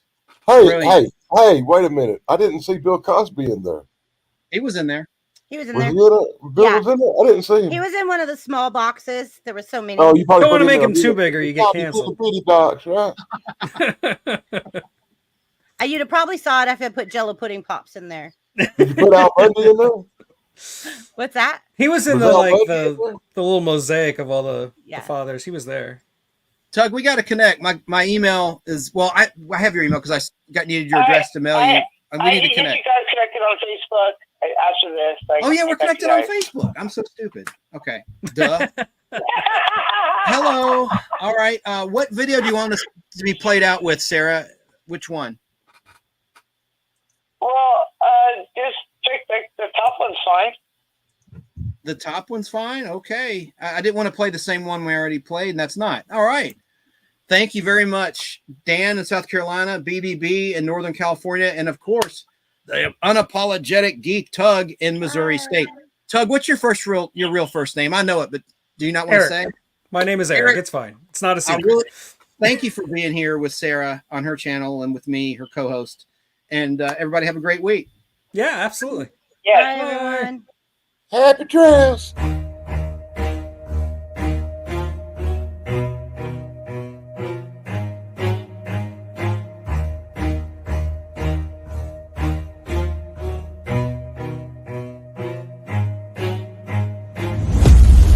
Watch out, cause I'm here now and I'm staying. Claws out, this the fight that I've been craving. I know there's something inside of me, but it's been masked by fear and anxiety. But no more, I'ma break out of the chains. Let's defiantly. Go! I'm waking up, this ain't enough. All of my dreams were starting to rust, but I believe that I can adjust. Positive thoughts, I'm starting to trust. Nothing's deserved unless you work. Something of worth requires an urge. I have been hurt by those at their worst, but that gave me will, some power, a surge. And they know that I won't surrender, so they fear me as a contender. When I fight, they always remember, yeah. I will be known, I won't let go. I will not stop, I will be great. I will be known, I won't let go. I will not stop, I will be great. We came here to conquer, like we're monsters. We can last much longer, we do this for honor. We came here to conquer, like we're monsters. And we can last much longer, we do this for honor. I am a hunter, I've been filled with demons and hunger. I am the thunder, I command the masses in numbers. Look at the fear in their eyes, this is what happens when you are surprised. It's time to meet your demise, just call me Zeus and look to the sky. Everything's amplified, no they cannot deny, I will be rectified. If you dissect me, find scars that you left behind, injuries that define me to my core. They'll hear me roar like never before, the pain I absorbed is feeding my core. I'm hard to ignore, I'll beat down your door. If you wanted war, well then you got war. And they know that I won't surrender, so they fear me as a contender. When I fight, they always remember, yeah. I will be